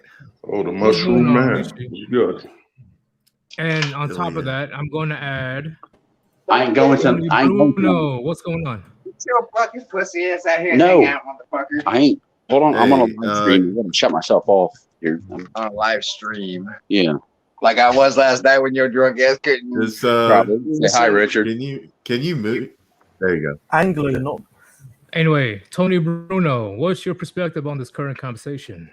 Well, man, I've been enjoying it, man. I'll tell you what, I've been in we'll say the manosphere umbrella for a while. You know, I'm the old dog here, guys, but you know, I found out, you know, especially the guys that I associate with as part of the Black Pill community. To me, it's the most positive community there is. It really is. It's really just about the truth. And the reason I say that is because I've lived that. You know, you hear the whole thing about looks, money, and status. And yeah, looks is important. And a lot of guys want to just like discount that.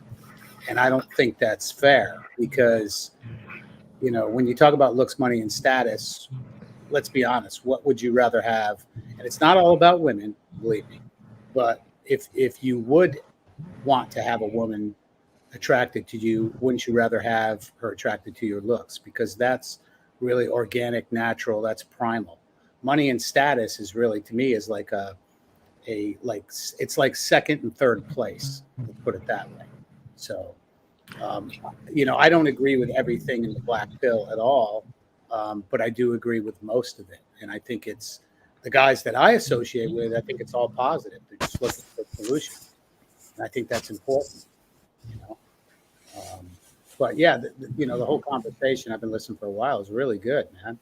You know, there's that saying that says when the talking stops, the shooting starts. And that's real important to have conversations like this. If you can't have conversations like this and get different ideas and viewpoints out, what good is anything? You know?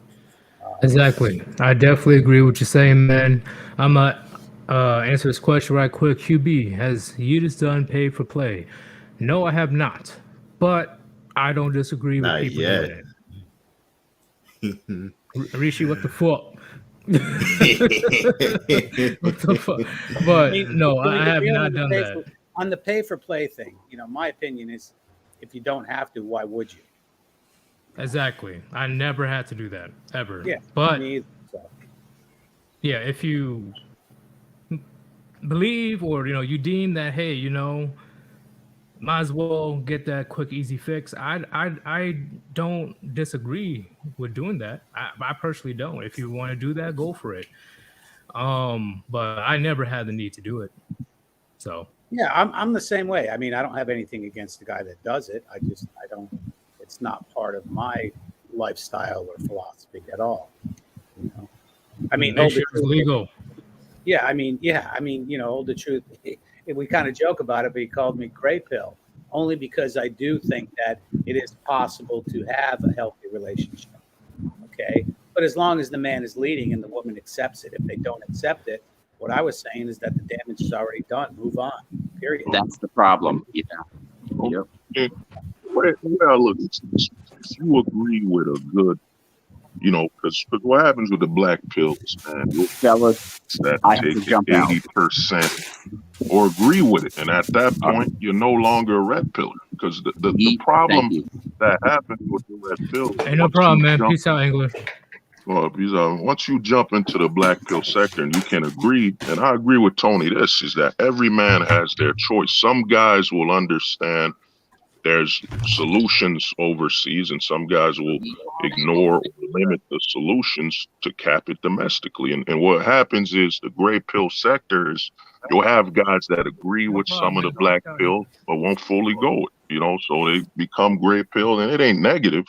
It's just a way to say, look, man, we're talking to a guy that kind of agrees with us, but at the same time doesn't fully agree. It kind of stops guys getting triggered because Tony's seen it on his stream where some black pilled guys get triggered. So once you tell guys where a guy stands, it kind of eliminates the triggering. They're going to be, so he knows, you know, he agrees to a certain extent, but not completely. So I shouldn't get triggered as though he's, you know, he's dissing the black pill or anything like that. Because some guys get triggered in the community. So by saying, you know, he's not 100% into it, but he agrees enough with it, it caps that point of negative interaction between other people. You know what I'm saying? Yeah, I see what you're saying, man. Because I had plenty of black pillars come at me on my first and I think second black pill live stream, just flying at me. You don't understand. You don't understand our pain. How dare you? I'm like, I'm trying to explain it to me then. Oh, you just ignore me. You can't understand. Okay, then I'm just gonna continue assuming. Well, I mean, what we have in this sector is, man, there's a lot of doomers, man. A lot of, and I say this, the incel thing, it's a scam, man. It's Tony's seen it where we've talked to some guys that say, let me use a proper term, I guess, inkwell, whatever you want to call it. It's men that basically, it's not celibacy that's the problem for them. It's the lack of being able to be with a woman in a long-term social relationship. It has It's nothing the lack to of do connections to people. it has nothing to do with celibacy, man. I understand because I've been in Ain't got no bitches. I've been in the Blackpill community, and I've seen people like you that have taken themselves away from the negative sides of it, and people that just wallow in the information that overwhelms them. But when most people hear Blackpill, they don't hear you guys. You guys are not the figureheads of the Blackpill communities. You guys are not what people see when they first come in. It's normally they come in, they see people like Wheat Waffles or something like that, and it's like, oh, this. You don't look good enough. You don't have this. Oh, you're not tall enough. You don't have the certain cheek mode. Like your bone structure's not the best. Like that's what the people see, and they don't get past that sludge, or swamp. They get to you guys that are probably doing something completely different with the same information that the other guys are getting, but they can never get to you because when they're going through you, they're just getting attacked by these people that just are so negative, not physically, but their soul is getting attacked by all this information and people weaponizing it, and it's making it toxic. So they can't get all the way through before they have to hey, pull me out because this is too much. I have to get out now, else I'm just going to lose myself. Well, Tony knows this, man. Shout out to Michael Foster. I might not know him, but Merchants of Misery, what Wheat Waffles is feeding on, and I'm gonna tell you, it's brilliant. It's the ultimate consumer. What's better than a consumer that's gonna pay you and eventually, self-delete themselves? When they self-delete themselves, they can't give you a review if your product worked. He's feeding on depression at a time where mental illness is being pushed as a main issue, athletes. And what Wheat Waffles is doing, he's feeding on that. He's feeding on the mental. It's really a mental illness grift that's going on. And what we're seeing in the dark gray pill sector, where they tell men, your life has no value if a woman doesn't deem you worthy, or these bootleg analytics, because Wheat Waffles, man, the analytics he puts in are false. This whole narrative that if you're under 6 feet, you won't get married or have a relationship, when literally over 90% of the people in a long-term relationship are below 6 feet. You know what I'm saying? Yeah. When you look into the math, it just proves to you how stupid that guy is. You know what I mean? But it's like they say, you got a British accent and you read anything, and the average American will say, oh by golly, he's right. He's got a British accent. How am I supposed to start doing that as well? But yeah, I know a bunch of guys that aren't the best looking, and they're pretty short. They're around. One was around 5'3" or 5'4". Other was around 5'6", and they had girlfriends. They were happy. They didn't have any problems. One of them broke up because he was moving away, but that's just that. But the people I knew that they weren't tall, they weren't the best looking, they weren't even in shape, but they got along. The people, they liked each other for what I saw, and they were really affectionate with each other. It's yeah, you don't have to be Adonis for women to love you. You don't have to be a Greek god chiseled out of marble and kissed with the breath of life for women to be to get a relationship where someone cares about you. It's just, this is the idea that people use because it gets people money, because they know guys want to feel the touch of a woman. Because normally you have guys, but you don't want guys touching you. That's or you don't want guys giving their attention because you just get it all the time, so it becomes trivial. You want the attention of someone that's not giving to you all the time, and that's what they're selling that. They're selling the idea of mother's love. The main issue to me with Tony. the main issue with the red pill is it's been hijacked by Rolo. Okay, it's the Rolo pill. It's no longer the red pill. It's the Rolo pill. Yeah, it is. It's the Rolo pill. I mean, let's get real. Yeah. Rolo's attacked me a bunch of times. Why would he attack me? A small channel. He attacks me because I know him personally. And when you meet somebody in person and you see what they're actually like, it changes your perspective in a big way. The Rolo pill is all about hypergamy, blah, blah, blah. The one thing I like about the black pill is things like I've never, like, until I really started talking with guys, are things like looks matching. Like, I really don't give a fuck what woman another guy is with. I really don't care. If he's happy, hey, good for him.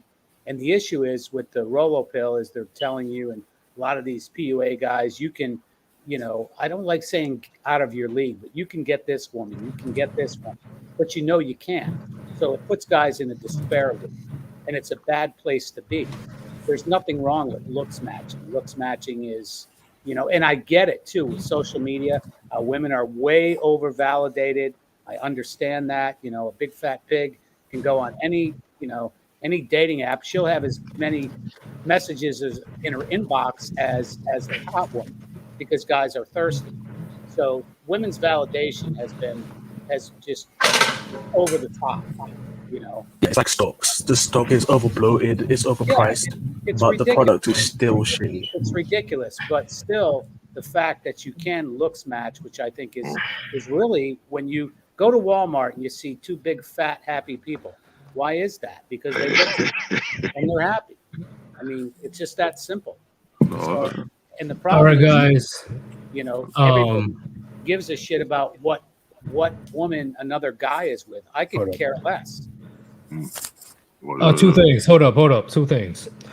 One, I got generous donations once again from Self-Made. He made 2 donations. One of them is, if Chad and Tyrone are your Jesus, then women are God. Makes sense. The other one is, Lookism brand of Blackpill is high key racist. Wait, what? It is. It is. It is. Well, what happens is you have, for example, you got Wheat Waffles. Wheat Waffles, as somebody put out his paperwork. John the Docs Anthony Lifestyles. He got the Docs Hounds. He doxed them, but he said he's a European guy. And and here's the thing, it's sus, man. It's rainbow activity to ask another man, hey, do you find me attractive, and can you give me a point based on how attractive I am to you, another man?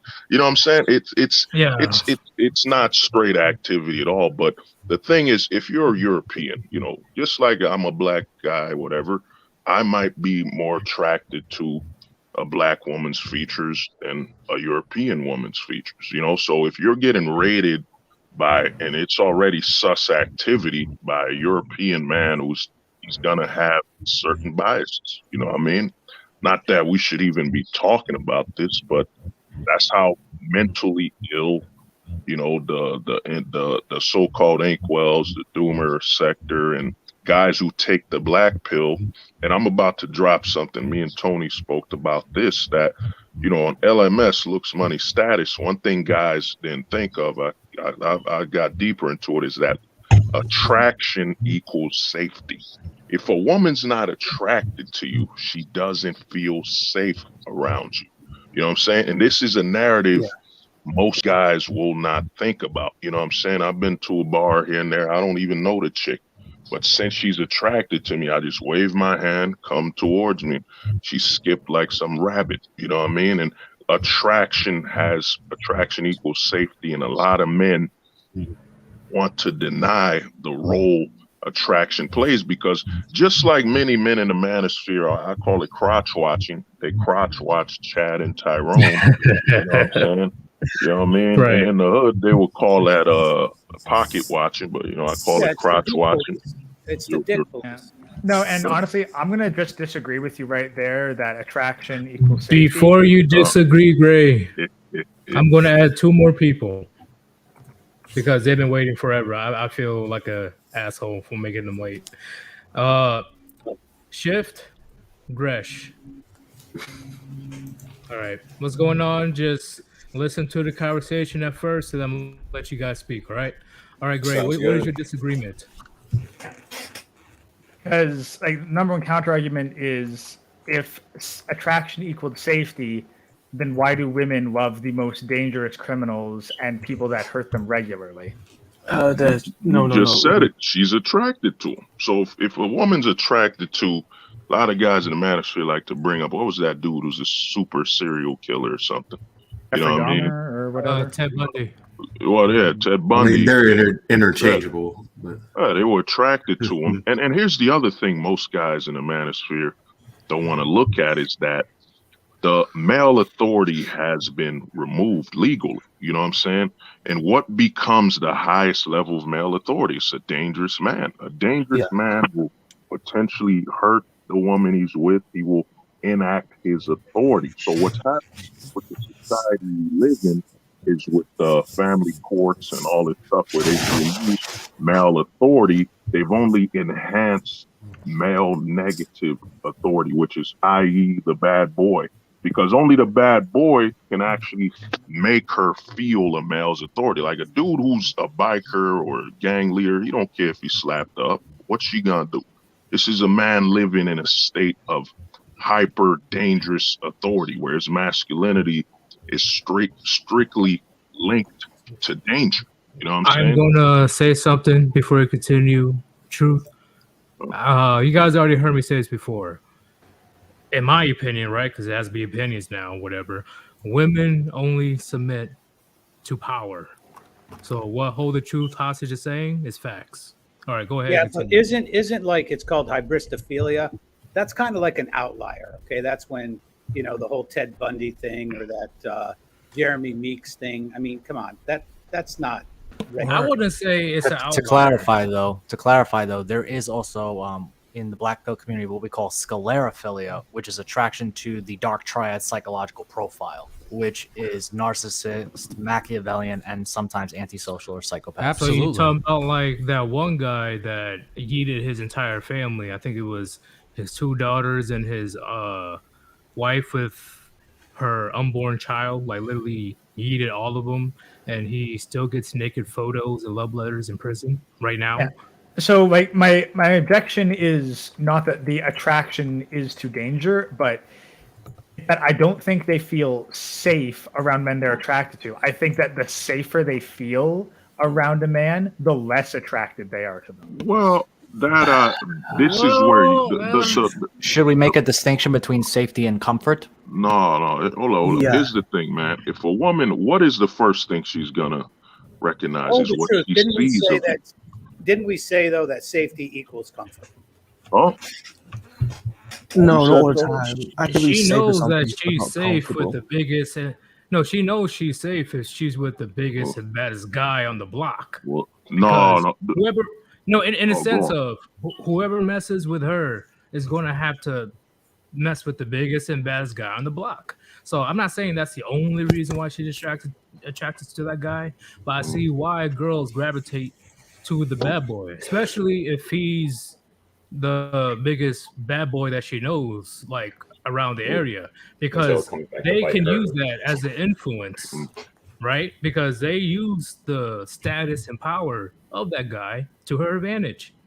Well, Yeah, but dude, that narrative of the bad boy, dude, that ain't even the highest amount of people women interact with. The thing is, the first act a woman will see is you, how you look. And when someone is attracted to you, they walk up to you, they don't know you, you're a stranger. But as soon as a woman is attracted to you, she aborts all the danger and, that you no longer are a stranger. In her eyes, your attraction equals safety. And you could even ask. I agree. Tony, Yeah. hold on. I remember Tony said he went out with a woman, and he didn't know her. She didn't know him, but she said, I'm attracted to you. And women follow that attraction, and it don't matter the danger. Attraction equals safety. And if you're a guy who's twitching, nervous, straight up weirdo, you got to understand at the end of the day, You're a stranger. And if a woman sees a defect or isn't attracted to you, she will not approach you with safety in mind. That's why you see guys getting charges on them, and lack of social skills where they can't pick up on the cue where she's attracted to me, which means she feels safe. Because notice, when a woman's attracted to you, she comes in close. And what does coming close mean? She's at a point of risk. So attraction equals safety, man. Yep. You can be, depending on how attractive you are, you can be going down the street punching kittens, and she won't care. And she will know within 8 seconds if she wants to screw you or not as well. So, there's a couple things. Like one thing is that guys with the exact same looks, but they shift their attitude to be less caring and compassionate, they have reported better results. You go to prison, you get better results than if you haven't gone to prison, regardless of whether or not your looks changed. It's the old philosophy where less is more. The one who cares less wins the most, really. Also, that just speaks more to their poor judgment. It's like, oh, this guy looks good. He seems calm. Women. There's shitty women and there's good women. Just like there's good men and there's shitty men. There's shitty. Of course, there is. But it just seems like their judgment just gets worse and worse. Yeah, like people nowadays lack the fucking common sense because they've been spoon-fed their entire lives and they listen to daddy government. Let's look at the Koof crash. What happened? Now people, like, honestly, there's more people inside than outside now, and it's only going to get worse. But does that mean to give up? Does that mean to not go out and experience the world? No, because some people can call me Blackpill, but for me, Blackpill is just a metaphor. It's all about looks, money, and status. And there's certain truths. There's objective truths. But dating is a subjective experience. Every guy has a different fucking experience. Mm-hmm. I hate the guys that grift on like, oh, everything's going to be okay, bro. If I teach you all this bullshit, it's going to apply to everybody. It's false hope, and hope is just hope springs eternal, but its rate of return is fucking pathetic. Yeah. Look at the stock market. Stock market is the biggest black pill on earth. The masses, 90% of them lose, the 10% to win.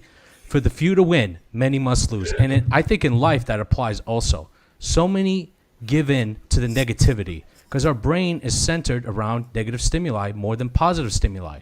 Now, you could take that as a positive spin, like say, okay, my life is not going so great. Let me change something. Let me adapt or die, right? Some guys will take a positive spin on it. Other guys will just completely give up. They will join the crabs and a bunch of other crabs and join in that doom of misery. I completely reject doomerism. I completely reject looksism. I completely reject guys that want to kill people and do violence.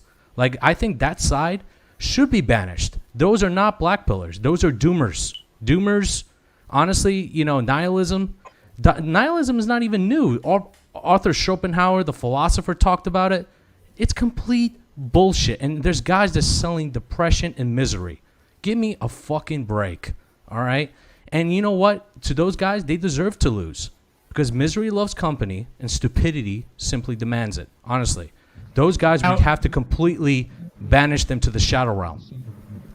Well, this is something that I've come to think is that pain is the number one inciter of change. Yes, you have to adapt. When you get the pain, it's telling you, look, I got to change something. Now, it could be a positive pain. Like, say you failed a test. It's like, okay, I got to change my perspective. Maybe I didn't put enough work on this. I got to change my life right here. I have no other choice. There's no fucking other option. That's what I subscribe to. Adapt or die. There's no middle ground. There's no cult. There's no group. There's no one that's going to save you. In markets, if you join a group, you fucking lost. That's why I always preach the trend is your friend and everything else is your foe. In the stock market, that's how it is. I look at finance as a whole. I always said it was like the biggest black pill. But it also gives me the biggest truths, and it actually improved my life. I had to get up in the morning. Chef, I got to stop you right quick. Island Herman, thank you for the donation. Self-made, I saw your other donations as well. I will get to it later on in the stream. Women love the bad boys. When I got out of prison, I got more poon than I ever got in my life. I came out of prison jack, tatted, and mean. All right, go ahead, continue, Chef, if you... Like, okay. For me, I think guys need to stop completely like catering to women's actions. Look, there's nothing you could do about it. Women have been like this since the dawn of fucking time. Feminism is not new. It's been in the Roman Empire. Guess what? What was the biggest thing? There was high inflation. The government was going out of the empire was falling. Same shit is happening here. America is fucked. Get over it. Move to a fucking country where it's in your advantage. Get over it. No one's going to fight a war. No one's going to save nothing. Nothing. And for me, I'm not going to go down to the ship. I'm going to adapt, and I'm going to care for myself, and I'm going to better myself for me and my family. That's it. Like, I don't give two fucks what's happening. You know what I'm saying? Now, here's where I was trying to get at. Oh, what's up, Greg? Because, so the idea is that negativity makes someone's mind more malleable than positivity, which makes sense. But this is where the issue of introductory people, like their first impressions, matter the most. Yes. Because if they're hurt and they're looking for answers, that is when they are most susceptible to taking any answer, and they'll lock into that and stay there, especially if it provides some kind of comfortable feedback. What I suggest, honestly, a lot of guys that subscribe to doomerism and all this other like hurting others and hurting themselves, they need psychological help. They need to see a psychologist and a psychiatrist. There is no one that could save them. They can only save themselves. Okay? That's the concept of adapter. They have to realize, like, look, I'm fucking up. I need fucking help, and I need professional help. There's no one that's going to save you if you don't realize that. Like, honestly, a lot of these guys, they have a secret desire to lose syndrome. They want to fucking lose like the rest of them. They want to cope and fucking lose. I don't know.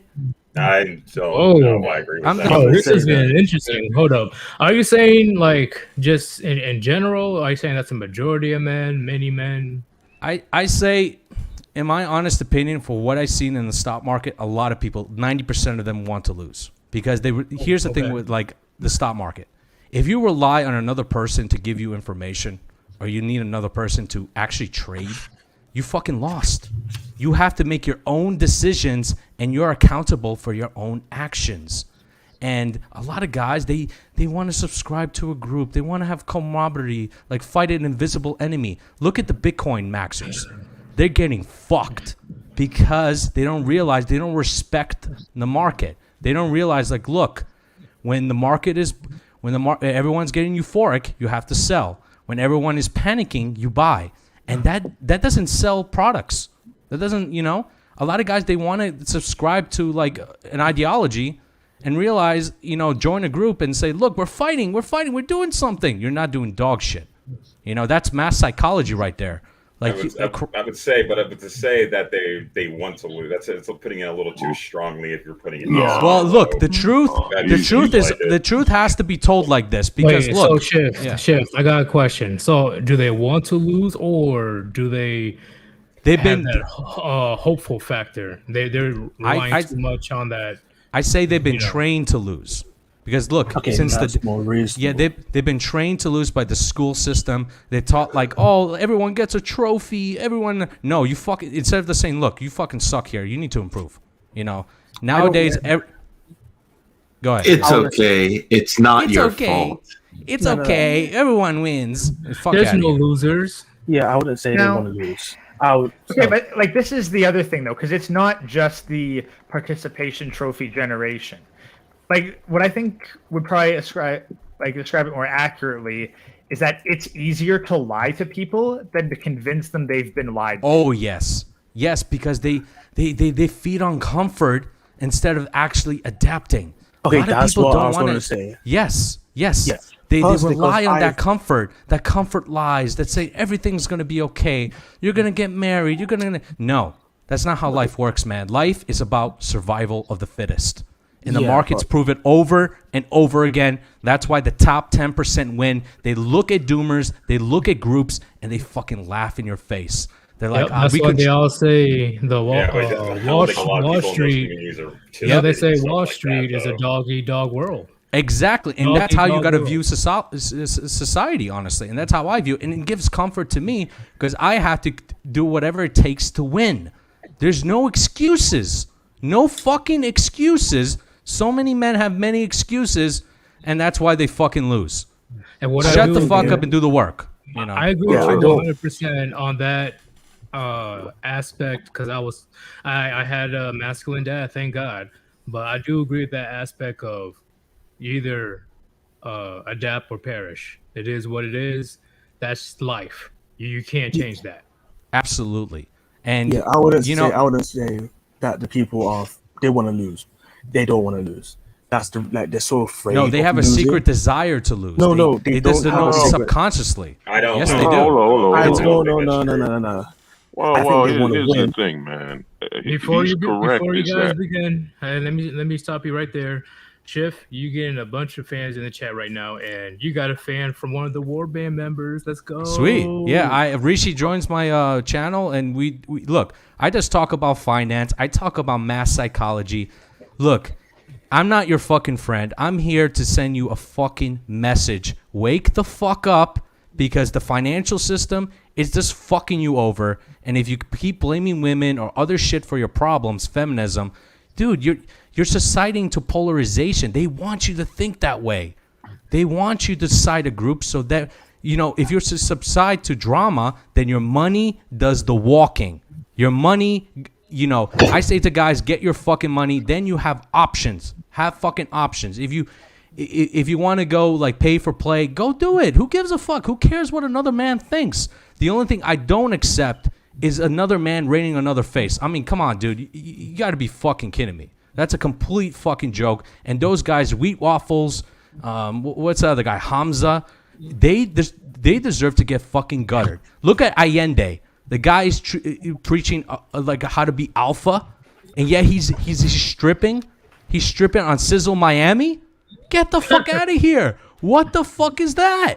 Holy shit. And then he called his pimp, and he called him Ashton, and Ashton is like, he said he hasn't been there in 10 years, and Ashton is like, come on, bro, you were here last year. Come on, don't play me like that. Dude, just look at his face. It looked like he was sucking a million dildos last year in the VIP room. Like, it's just a fucking joke.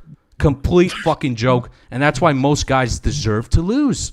Because they need this guy to teach him how to kiss a girl. Give me a fucking break, man. Jesus Christ, bro. Yeah. Woo! Yeetus, I appreciate you having me on, man. Great stream. It's nice to have these conversations, man. This is really good. Shift, you're blowing it up tonight, man. Killer, hold the truth, my boy. Good to see you. Everybody on the panel, man. Appreciate everybody. Check out Self-Made. Self-Made has a video. It's called It's Not Over. I did a stream a couple weeks ago with kind of breaking down I don't know if you guys are familiar with Sub 5. That's his channel. And it's really a doomer channel for sure. But a guy like that is a guy that, people need to reach out to. I know he's probably enjoying all the I guess, likes and views he's getting right now. But a guy like that is definitely a Blackpill doomer. But we can't discount that little dude. And, so he's calling out for help, and the sad part is Tony put a comment and he deleted the comment. I'm like, come on, we're trying, just talk to us, dude. We're like good Lord, man. It's like some of these guys, you have to be very careful who you listen to on YouTube. YouTube, in my honest opinion, is a criminal enterprise. It's like everyone's trying to build a cult and personality. I'm like, dude, like we should just be feeding off ideas and incorporating ideas. Like, okay, this works for me. This is interesting. Let me try this out. Let me see if it's gonna work out for my situation. But no, it has to be an ideology. It has to be someone selling a fucking book, come on. By yourself, look, when you're born, the only thing you have is awareness. And that's the only friend you fucking have. Awareness is infinite, higher consciousness, all that. Like, there's no attachments. There's no fucking limits. That's what I subscribe to, Keep your head on a swivel. So, all right, boy, I appreciate everybody, man. Thanks for having me on, Yeetus, man. Keep it up, man. Great job. No problem, Tony. Definitely come back at any time, man. I enjoy your videos. I do watch your videos. Thanks, man. And check out that Self-Made video about It's Not Over. I think we've kind of started a campaign because in the Blackpill, you do hear a lot that it's over. So I think the term "it's not over" is something that the Black pill really needs to push. And Self-Made made a great video on it. So like about I don't know what, a 5-minute video, not even. But yeah, you guys check it out and kind of see. Respect, Tony. All right, appreciate Respect, you guys. Tony. See you later. All right, peace out, Tony. Okay. All right. Okay. Thing is this, man. That guy, we got the, like I said, we had Black Pill 1.0. When the Black Pill started 2010s to about, I'd say, early 20s, whatever, no one identified the gray pill sector. You got two perspectives on that edge. You got the gray pillar, which is just a guy seeking the purple pill dream. Now he knows about looks theory, LMS, looks money, status. He wants to still invest in a domestic society, long-term relationships, and so on. Then you got guys such as Sub 5, Wheat Waffles, the dark gray pill sector, where they advertise depression and borderline, self-deletion to make money. And what's happened is, in the black pill sector, is we don't call them black pill, because how can you be black pilled if you know the truth, if you know the truth and the solutions about it? We all know with the situation between men and women in this domestic society, if you know the truth about it, you wouldn't be depressed. You'd accept it. This is why I look at the red pill sector and the lesser pill community, is we know the law. And the law has no emotions, and the law has no attachments. You know what I'm saying? It is what it is. So you have to, as Shift would say, you have to adapt to the law. The law has no emotion. The law has no heart. So I'm going to be just like the law, which is I approach society and my awareness of it with no emotional attachments and no, no emotion. I just accept the law for what it is, and I look for the solutions beyond that. All right. Hey, before we continue, I gotta get a drink. All right, I'll be back in around 10 minutes. This shit is too good. I'm at one more person. Ratchet, you there? Yes, no, maybe so. Yeah. 5, he'll be 4, here. 3, 1. All right, He'll show up eventually. So I would Gotcha. definitely be right back. Rishi and Manic, can you hold it down for me? Oh yeah, don't worry. Yeah, we'll be fine. We got I you. better not come back to no fucking dog pill bullshit. Shroom lives matter, bro. Shrooms, Very true. they I come back they and see adapt. a bunch of mushrooms. Yeah. I see a bunch of mushrooms everywhere. Like, what is going on? What the fuck? A nuclear bomb can go off, and the shrooms are still living. So Dude, the dog pill. The dog pill. Hey, that's no, it's all about the cat We're pill. not gonna We are not talking about that. Oh, the cat shit. Hey, Sir Yeetus, you need to invite Schiff on another stream again. He just joined, and I'm a big fan of Schiff right now. Okay, he said nothing but facts. Everybody here said facts, but Schiff, he was passionate about it. He had 10 toes down. Okay, I respect that a lot. So, best believe if he wants to come back on, he's invited at any time. Don't worry about that, chat. And there goes the mushrooms. Fuck. Anyway, I will be right back, y'all. Okay, yeah. But yeah, I agree. So from what I am like, reading, I Yeah, kind go of ahead, view- man. You go ahead, carry on. Okay. Wait.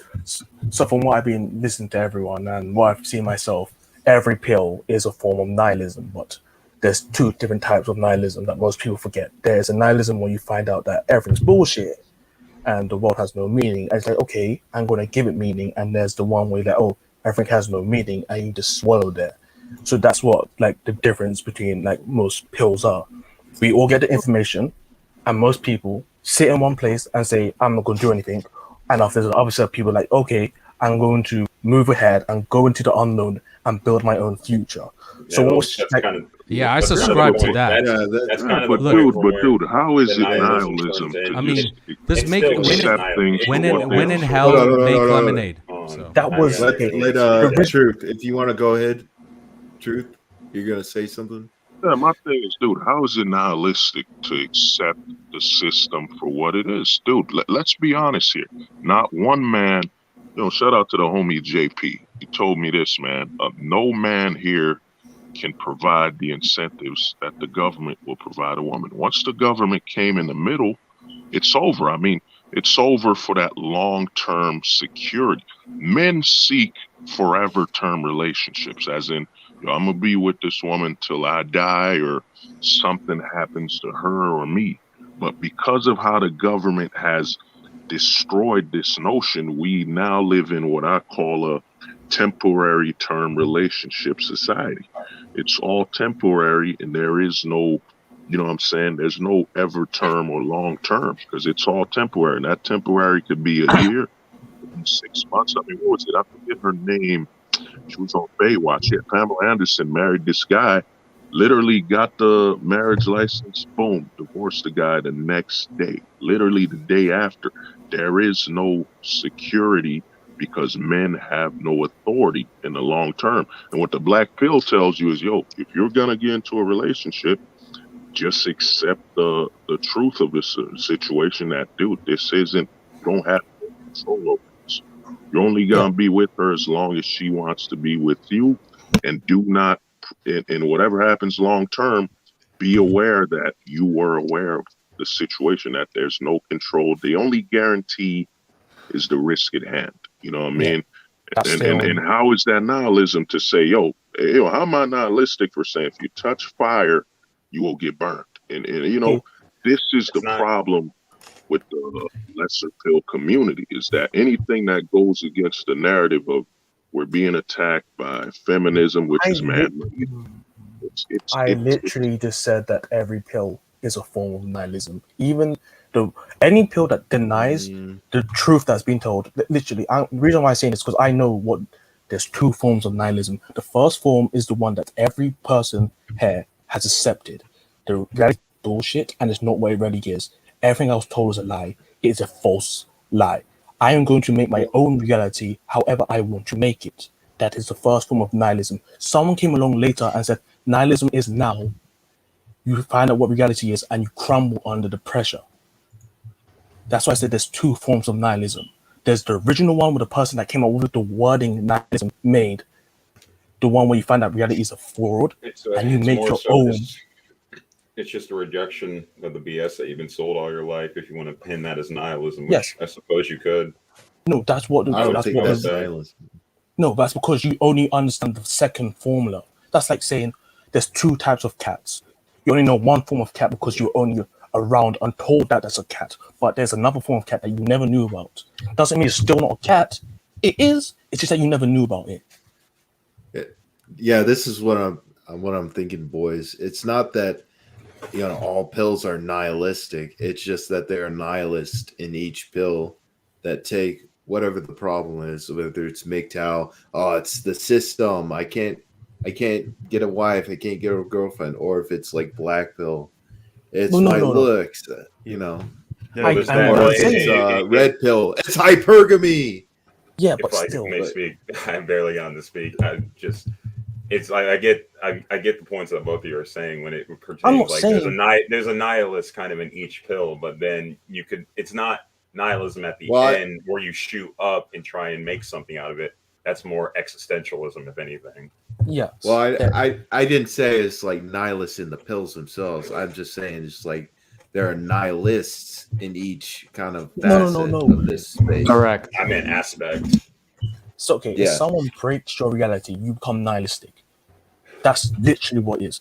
If you believed in one thing and someone broke that for you, you became nihilistic. What you did after that says what type of nihilist you became. That is what the wording is.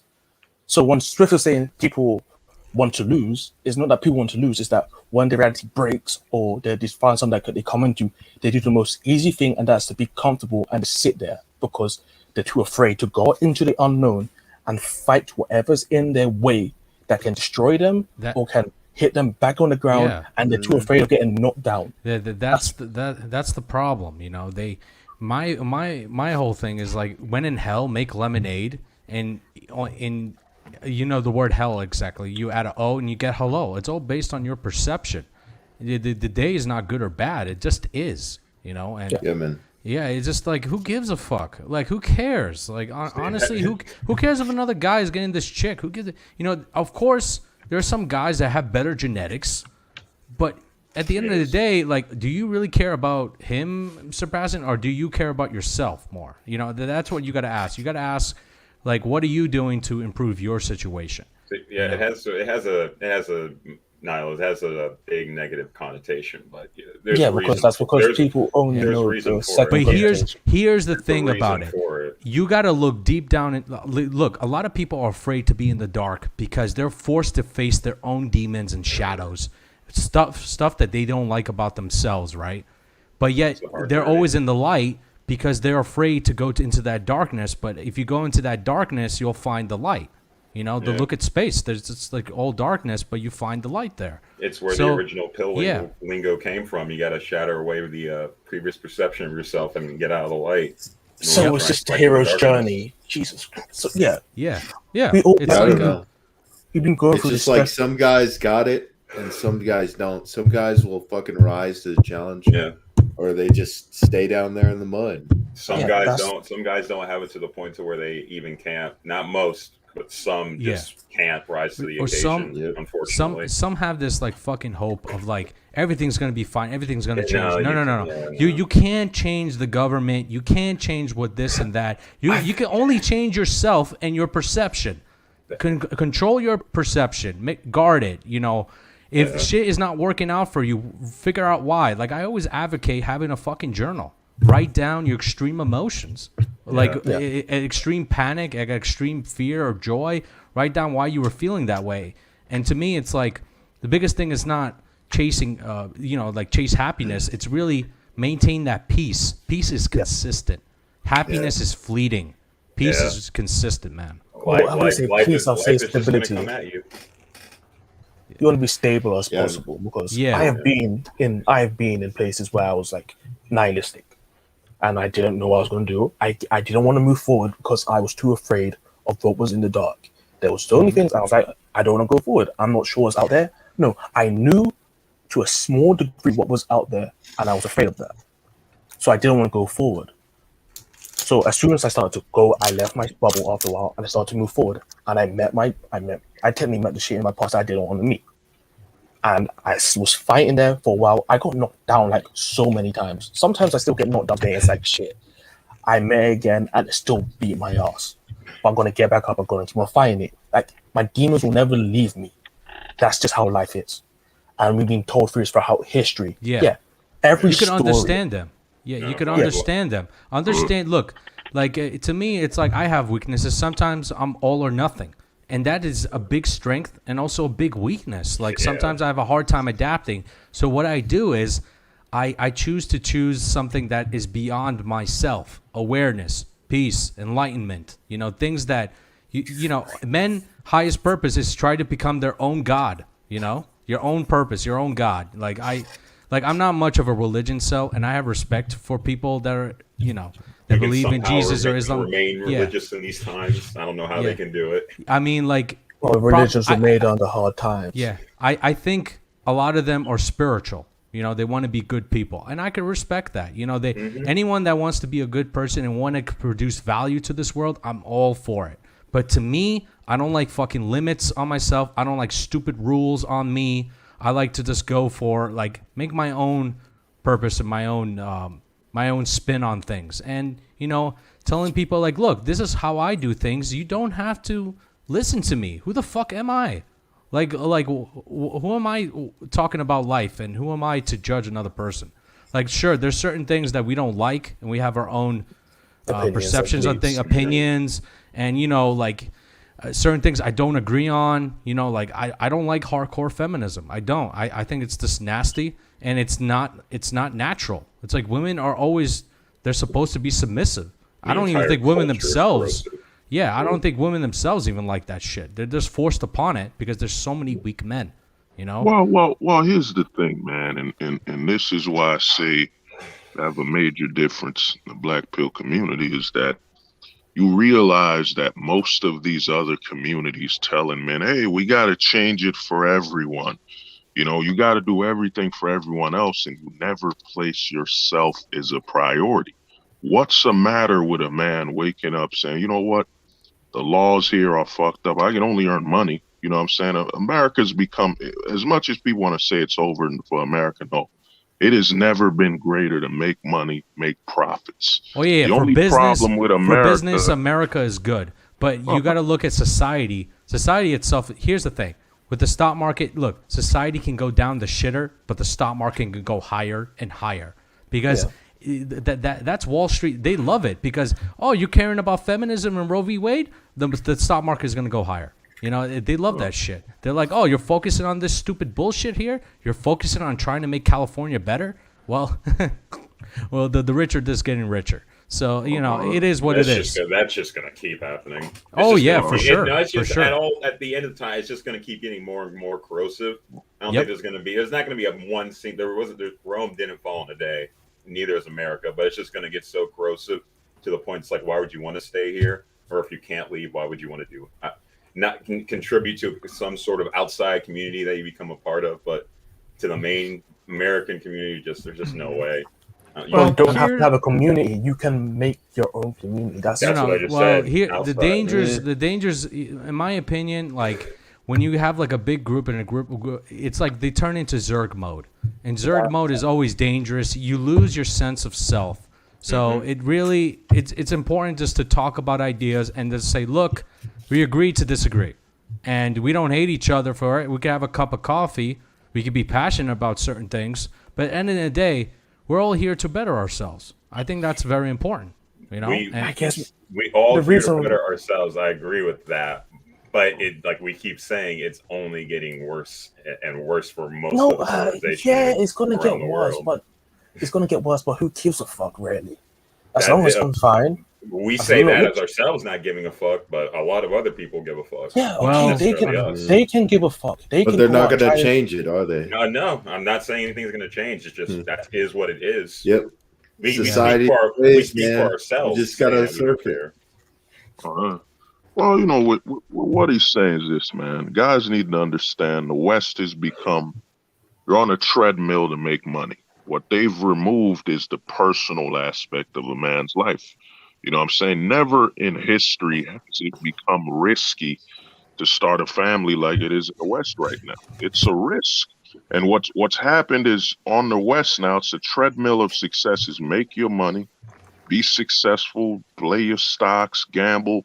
I mean, it's never been so much of a point to earn money like it's been. The potential is insane.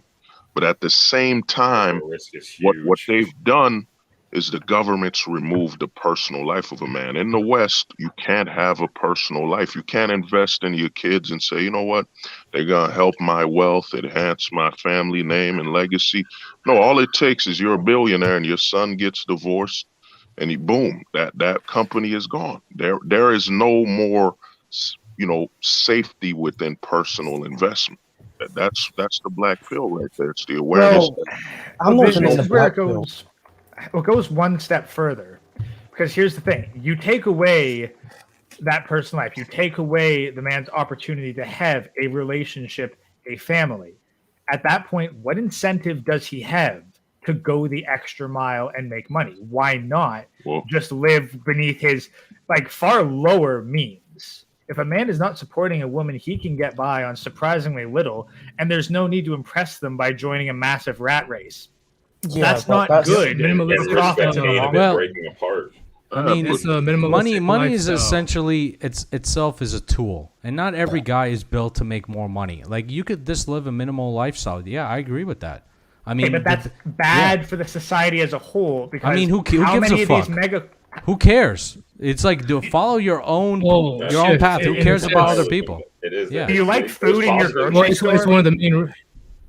Do you like? Opinion? I don't really give a shit. Yeah. Hold on. See, this is the negative side of the lesser, pill perspective. Is that why is it negative for a man to have himself as priority? And here's the thing with the money scenario.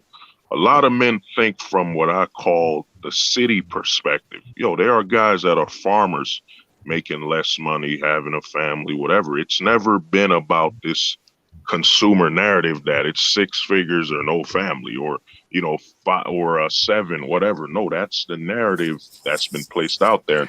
And one thing about men is that you could tell with video games, we have other alternatives to push in that need. A lot of men now are treating their stocks like their children.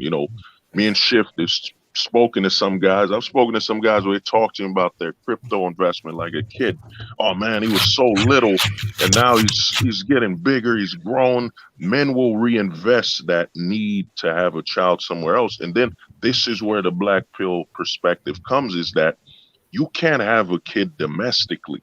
Nothing's stopping you from literally going overseas and doing it. And now here's the ultimate fear of men domestically. Well, what about the time limit and all this stuff? I'll give you an example. You got a kid in Mexico.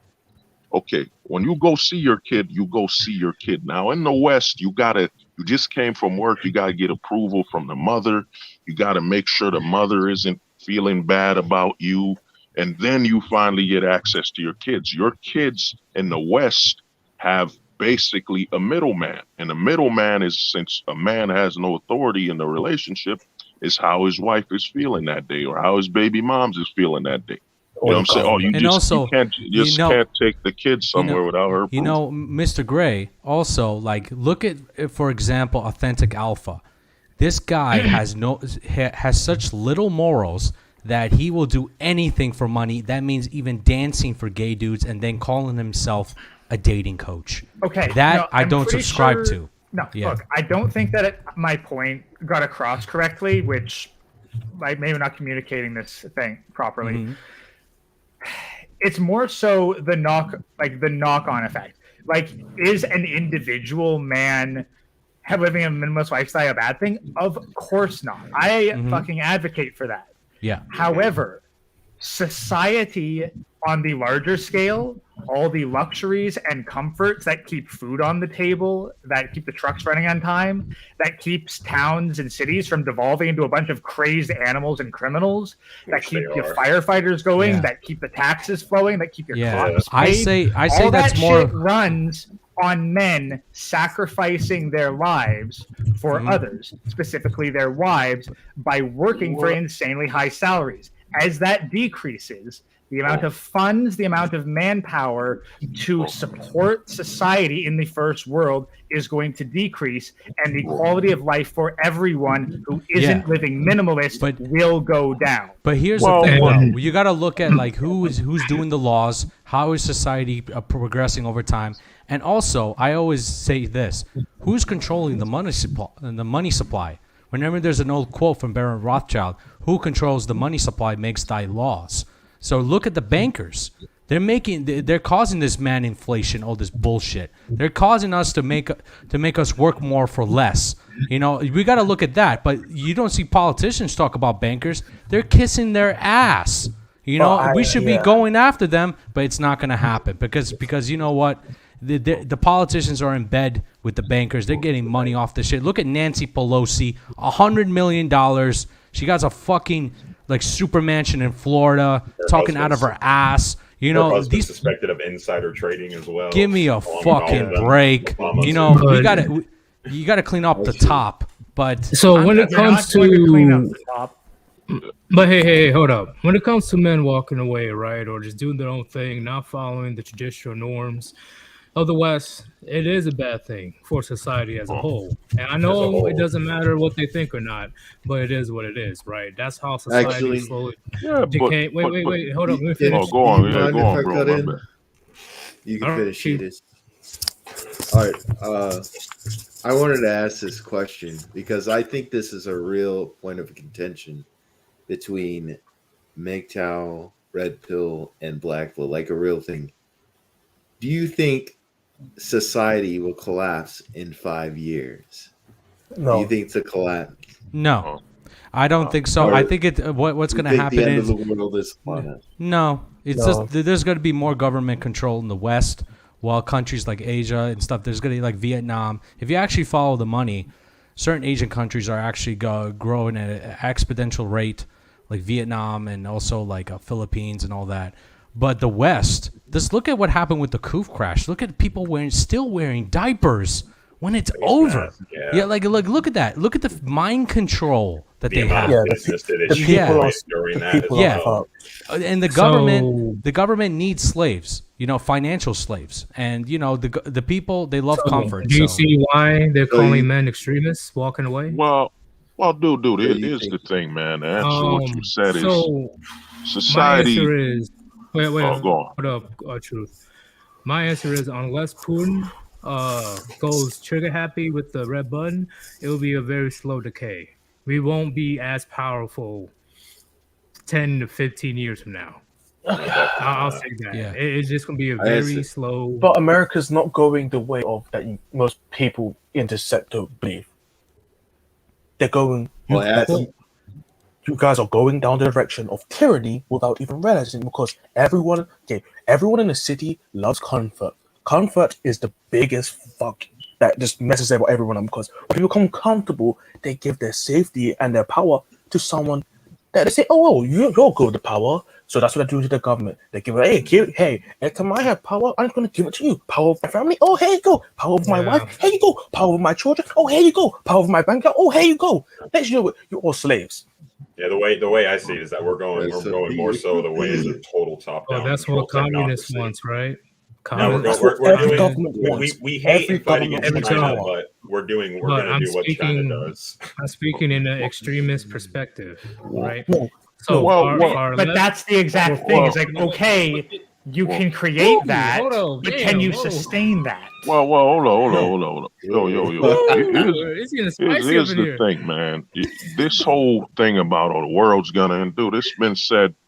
What is it? MGTOW, when it started 2015. Dude, technology, we've had technological advances where you need less authority, less government work than ever before. And a lot of men, and one thing Conan 19 did for men is it woke up a lot of men. It did something the government never thought would happen, and they didn't plan for this, is that it reawoke the man. And what I mean by that is men are saying, yo, man, I need to, live, off grid, whatever. I need to get a mobile home. A lot of men have internalized what they've been for, the real form of manhood, which is nomadic and minimalistic. So a lot of men have walked away completely, like voting is down, and another thing that's a sign of victory is men are playing a game with the government, and it's a game of chicken where we'll see, man. Are you gonna watch us lower the birth rate? Every time the birth rate drops, men are winning. They're looking at the only thing you couldn't give the women legally was the ability to provide a seed to give life. And the thing is, the society isn't gonna crash. You know what I'm saying? The society with this technological advancement, dude, we're not in 1990. We're not in the 2000s. Things have sped up so much technologically. We don't need as much, labor from a government perspective as we used to. You know what I mean? Offices are closing down to where people that are customer service are talking to you on the phone. The thing that's happening is more men are waking up and looking at their manhood and saying, yo, I'm worth living, bro. I'm worth being my priority. If the country wants to starve of what we men provide, which is our greatest investment, is our seed, future children, future taxpayers, and so on, men are taking this challenge. You know what I'm saying? I personally think in the next 5 to 10 years, more men will start being motivated by lowering the birth rate. They're gonna be like, yo, I don't care. There's nothing here to gain anyway from a personal perspective of having a family or anything. Let me just make my money. America's becoming a money max location. Make your money here, start your family or whatever personal thing you want to do overseas. A lot of money is moving outside. Here's of the thing. America. Yeah, of course, look at the currency. The U.S. dollar has been in a massive bull market, and it's going to continue for the next probably 15, 18 months before it tops. So from what Hold the Truth states, he's actually correct. And you look at the other currencies, but looking at the Russia-Ukraine thing, look at the ruble. At the height of the war, it was 140 rubles to $1. Now it's going below like 60 rubles to $1 at one point. That's incredible. And the Fed raised the interest rates. So Russia, they're telling Europe, look, You need our gas, and we want you to pay in rubles. We don't want your dog shit euro. Russia's making their power moves. Look at Putin. He doesn't subscribe to the weakness that America played a blunder taking them off the SWIFT system. Now they're making their own system now. But it doesn't mean that, the dollar system, the petrodollar, is very powerful. Yep, I'm going to say it right now. Yeah. The economic war is far more important than the actual one. Yep. You can't have Absolutely. economics. Yep. And that's what all of the spheres can agree on. Finance, money, it connects everybody together. And, that's what we really need to talk about. Because women are not really the problem. If we actually had strong men and like a government that honestly preached freedom, value, and in my honest opinion, in the future, what I think, look at companies right now. They're embracing automation. They're embracing artificial intelligence. I think in the future, and this is just my speculative opinion, that eventually the government is going to be run by AI, where there's no biases. It will be the straight up, like, you don't need a government at that point. It'll be like Metal Gear, the Patriots. I don't. That'll be straight up. But this is far in the future, though. I know. That'll be straight up terrifying. That was on his point before about men walking away and the whole birth rate and everything. I don't know if that shows men are walking away, they're just dropping out of society. I don't care either way. It's just that I don't think many are going the rough and tumble road MGTOW life necessarily. They're still going to be kind of NPC in the way that we view people, or most women, you could say. Now, NPC. They're going to be comfy, and they're going to go along with whatever the government says. Still, in that aspect, like they're still going to be controlled. They're just not going to be participating in like family or work life that much. As long as there's been societies, there's always been weak men. This is not surprising. Rishi, what do you have to say? Well, it's just like, who wants to be a martyr at that point? Like, think about that. You sacrifice everything to get your voice out or to do something, and like nobody cares, and things just go on like usual. Of course. Yeah, that's how it is. So. But at the same time, fools, we're not looking at it too deep. There's just a lot of variables that aids in a collapse. But I do see what you're saying, that there's other examples. Like I said earlier, Sri Lanka, when they had their economic collapse. There's a bunch of riots. Over 100 people died so far. People burning houses and everything. Look at Argentina with the high inflation. Yeah. Yep, that as well. All economy. Venezuela. It happened over there as well. Look talk about it. Look, my parents were from the ex-Yugoslavian war. There were women that were begging for food, and what they offered, their poniti. When it gets that bad, it goes back to the caveman days. It does. Booga, booga. Yep. And when shit hits the fan, they run to a strong man. It's just how it is. And they love it that way. That's how they're. That's how they are. I showed the video. I made a short earlier today about the sugar.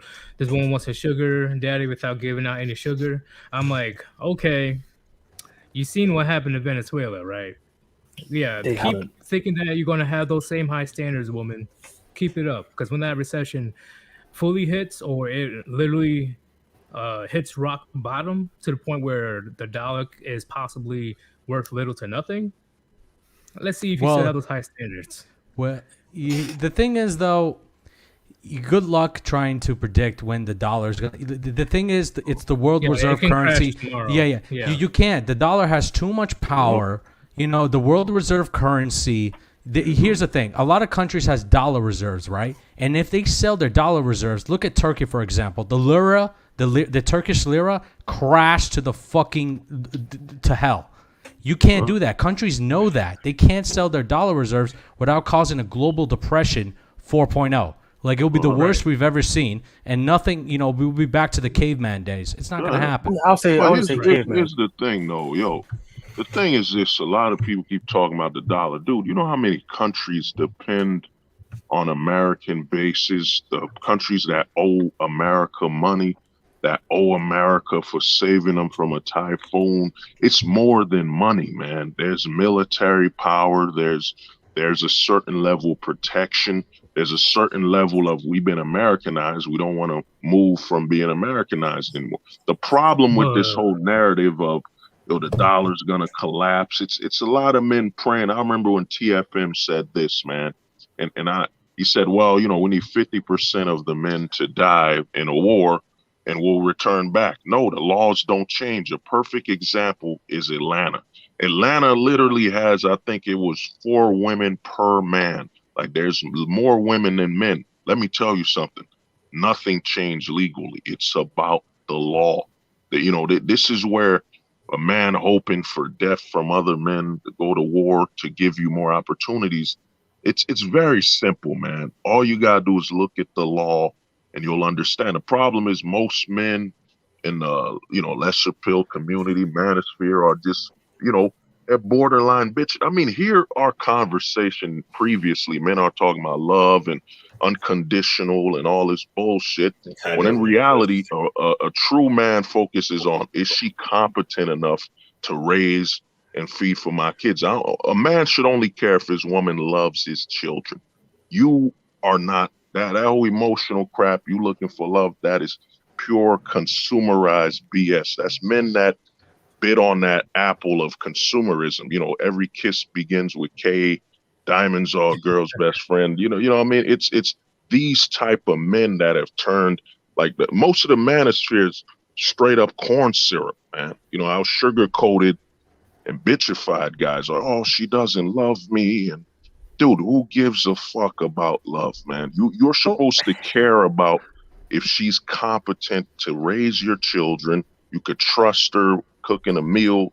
You know what I mean? The basics. Love and all that is a accessory, man. It's an accessory. Do you need love to have a child? It's like a joke. My fantasy. Fucking joke, My man. fantasy. Don't say that around your family. Because I said I've actually got a thing regarding the Yeah, I law. said it, What and- power oh, does the what's law up? have with no men to enforce it?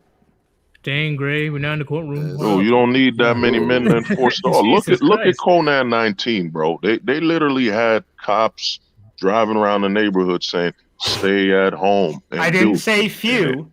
No, What it's power does the law have with no men to enforce it? dude. The men are enforcing it. Who wrote the law? What happens when they don't? How don't you're putting a very high So here's the fantasy thing. level There's theory, man. The criminals. men made No, the no, law. wait, Let me wait, ask you this. Hold on. Let me ask you this. Then, all right, who created feminism? Let me answer that one. Who created feminism? Obviously, the men There's at the the top. corporations. There was But the the same men that who were made greedy. the laws are Yeah. not the same men who enforce the laws. I want to No, say the it's men that just made the it. same, bro. The Well, lazy. look at Sri empowered. Lanka. Look at Sri Lanka. What's the point of the laws? That there is no man that's willing to. I definitely agree, because to a few criminals today, right now, the law is just words on a piece of paper. Now imagine that on a massive scale. When Yeah, things go Look at all south those and stuff- defund the police places. The law did not stop criminals from resurging like fucking barflies. But look, Yeah, that's but the those only. are Democratic criminals, Gray. Those people. They're people. They're people. Dude, men are walking away from the laws anyway, bro. Your countermeasure for the law is. This is why I tell guys in the manosphere, and this is a weakness. A lot of men think we're in the Matrix. That's a goddamn lie. The thing is, we have to actually agree to take part in it. The women are basically Agent Smith. The women in this country are like any woman all over the world. They're bound by the laws men create. And in the States today, they've created these laws that have basically weaponized women's emotions against them. You know what I mean? Giving them access to a level of power and a degree that men only had. Like, I mean, we're one of the only countries where there's many of them, but the law is supposed to be by default based around men. Once it goes against the default measure, it becomes a point of corruption. This is why we look at politicians and we openly say, well, he stole something, he bribed something. That's what politicians do. We've literally implied that being a politician involves being corrupt anyway. It's just how it's supposed to be. But if you look at the male vote for Trump and the vote for Biden, men are walking away completely. Like, men aren't even trying to live the lifestyle that's been pushed in America for over 40 years, that picket fence in the White House. Men are buying mini homes. Men are buying renting Airbnbs. So men are adapting, man. It's the men that are seeking out a lifestyle we've never lived. Like, I'm gonna ask you something, everybody here. How many men here were 21 or 30 in the 1940s or 50s? How many men here? a little before my time. I don't know, man. How many men, bro? I didn't even. Everyone I don't died. even. I've been around for thousands of years. I think my ancestors were fighting in World War II or something. I don't even know. Yeah. So no man here was alive before 19, at their age of 30 or an adult during the 1950s and 40s. And I said this in a stream. What kills the manosphere is it's a bunch of men seeking a life in a reality they never experienced. Like even Rollo Tomasi wasn't 21 in 1950. Yet he's bitching about a life. Like, I miss the 50s. The guy has some fake hair extensions. Not to mention, it's never quite as good in the past as we romanticize it to be. It's like a nostalgia for that time period that no one. In the end, Thinking Ape did a video about that earlier today. I see why men are bitching. Anyway, that's where I got it from. Because how are you going to push throughout the media society like, hey, go get a white picket fence house dog with 2 cats, where the fuck it is, and then rest of society is doing the opposite. Media and your female family members and all that stuff, they're pushing, hey, get married, do this, do that, but then they do the complete exact opposite. I see why men are bitching. That's what I'm saying. I see why men are still bitching, because how are you going to tell me to do this, but you are doing the exact opposite. Like the only extreme solution that I see, if you want to get married in the West, I don't agree on that. Is if the bitch is richer than you, then you could do a Kevin Federline type of move, where you have the power. Yeah, that's it. You take the power, and she knows that she can't fuck with you. Yeah, that's the only way you could do it. Or you get married in a different country where it's in your favor. And you never bring her to the States. Yeah, that's where you could win. That's it. And instead of this relying on this unlimited love forever bullshit, like give me a fucking break. I'm gonna tell you this, dude. If I'm a foreign man and you hear the bitching and emotional, I mean, let's be honest. The average man has become more of a 90s female soap opera than the women. Like, the women are talking about hitting third base and first base, while the men are like, man, she wrote me a letter and she talked to me. I think she might love me. And the amount of bitchiness, man. If I'm a foreign man, I think the average foreign man could come in America and slap the shit out of the average American, and he just be on his knees like a bitch, man, because it's how emotional the average man is right now. It seems like kind of an Or they be rolling around, truth, honestly. What they be like rolling around like a big fucking ball. Dude. It's like I just see on YouTube, man, they're like fucking just like simping so hard. I'm like, dude, let's look at Preach's wife. She's like a 400-pounder, hippo built. Fucking big, like, good lord, son. No. It's like the hippo built, Madagascar. Dude. Hippos look fat, but hippos are like some Samoans. They're ripped. There's muscles. Okay, I'm dissing hippos. Maybe like a bison built, like something like that.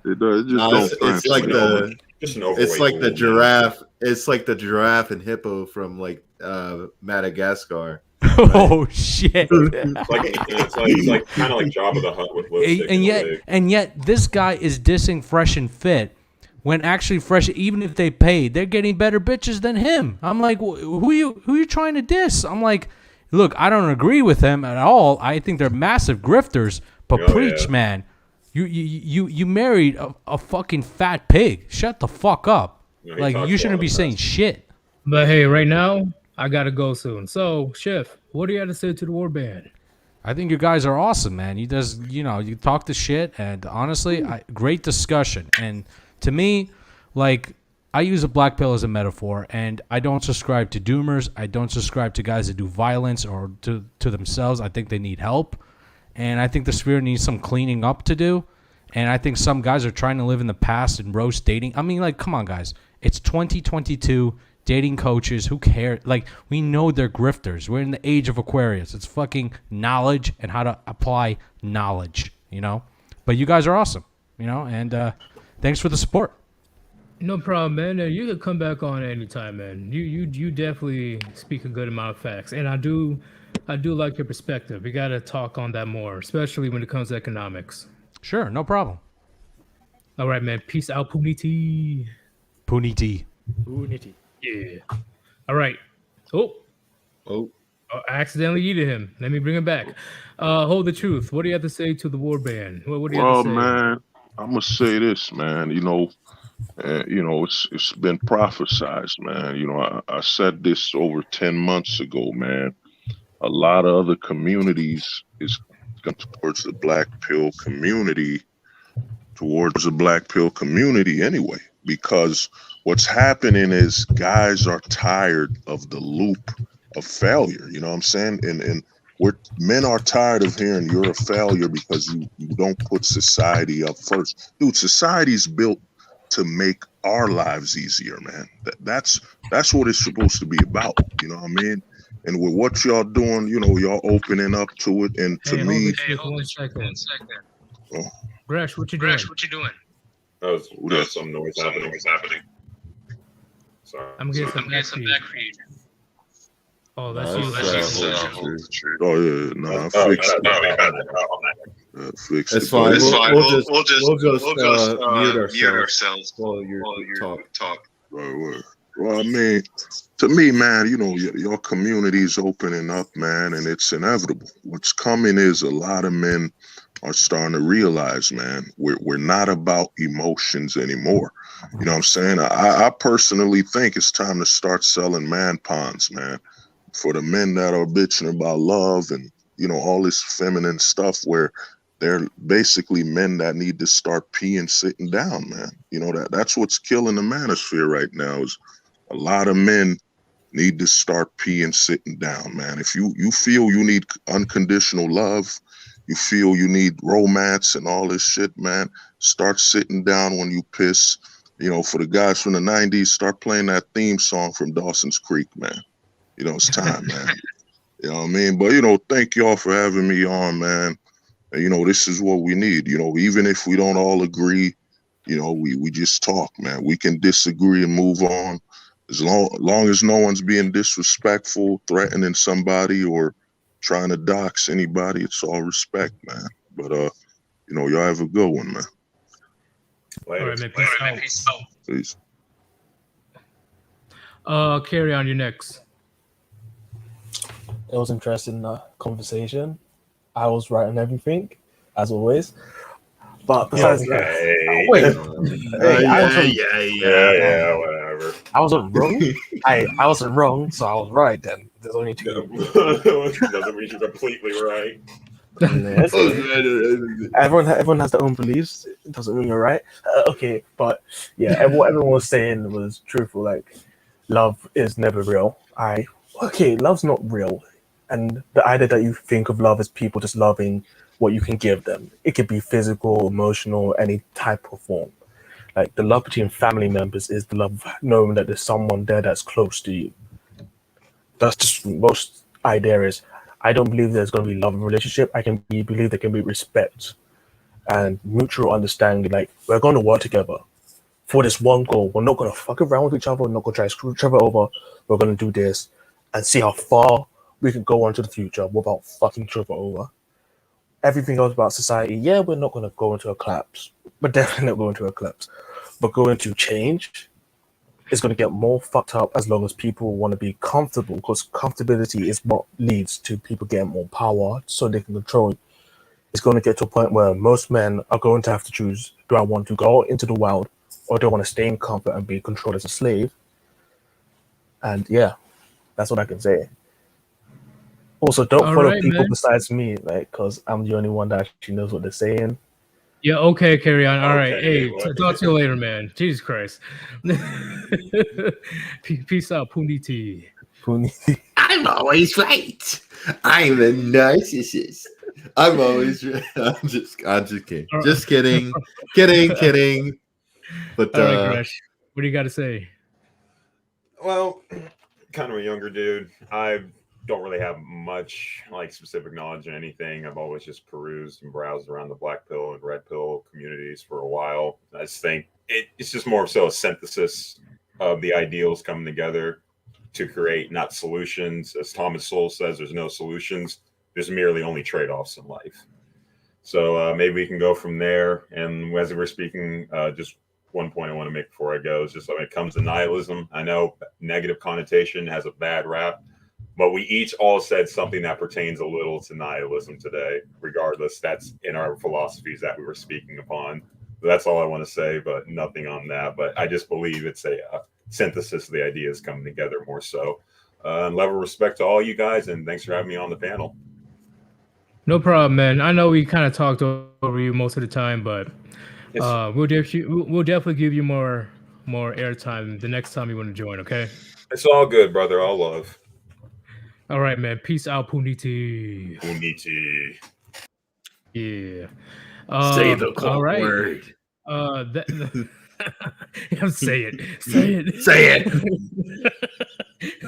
That guy Pete. So, how do you feel about the conversation today about the black pill? Like, did it go good, bad? Like, what's up? Well, I mean, listen, if we're gonna keep it 100, we definitely got derailed, but that's okay. It's okay. It's totally fine. That guy that came in though, and he gave the group like a real talking to. I liked him. He was a real straight shooter. We got to bring him back. I'm sorry, I'm such an asshole. I forgot his name. He's one with the duck. All right. Shift. Yeah, Shift? there you go. Sorry, Shift. Because you know what it is? I'm looking at his YouTube name, and I know it wasn't the same as the handle he had on here. But man, maybe you should drop my handle. Maybe you should put his handle on the name of the video. Because yeah, when he came in, that's when it got interesting. I think most people in the chat would agree. Yeah, he came in like I like him. We should have him more often. What's his name? Who's a British Prime Minister during World War II? Winston Churchill. Winston Churchill. Yeah, he came in like Winston Churchill, bro. I'm like, holy shit. I'm like, damn. I mean, sometimes you just have to have a talking to like that, because again, I really just want to reemphasize this. If there's one takeaway you have to have here, is that there's a difference between the ideas and the people, right? And unfortunately, yeah, a lot of people who subscribe to nihilism, as Carry On pointed out, I mean, as to Black Pill, become nihilistic, as Carry On pointed out. But then there's people like Shift who look at it. It's like, look, the black pill, this is kind of how I look at it. It just is what it is. Just like red pill. It just is what it is. And yeah, we're just going to take a different approach. And I actually look at something like MGTOW as a solution. It's like, okay, now we're answering the question, what am I going to do with it? This is what I'm going to do. So, no, I think everybody has some good points. But if you were hoping that I was going to change some minds, I highly doubt I did that. And that's okay. I always expect, black pill equals nihilism to be the consensus in the red pill. But again, as Gresh said, if you want that synthesis where we can kind of bring all the information together, which is kind of my take on it, everything's useful. Yeah. Take what's useful, leave the rest, such as the nihilism, leave it behind.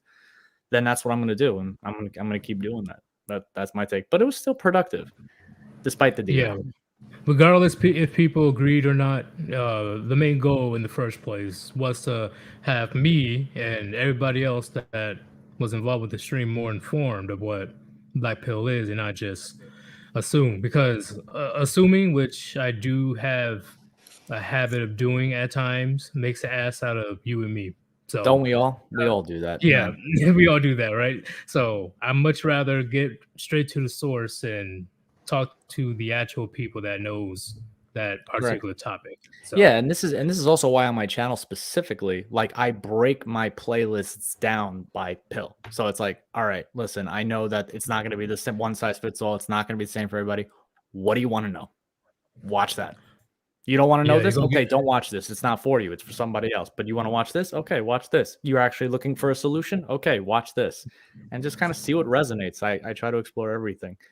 But are you going to get a bigger whiteboard or what?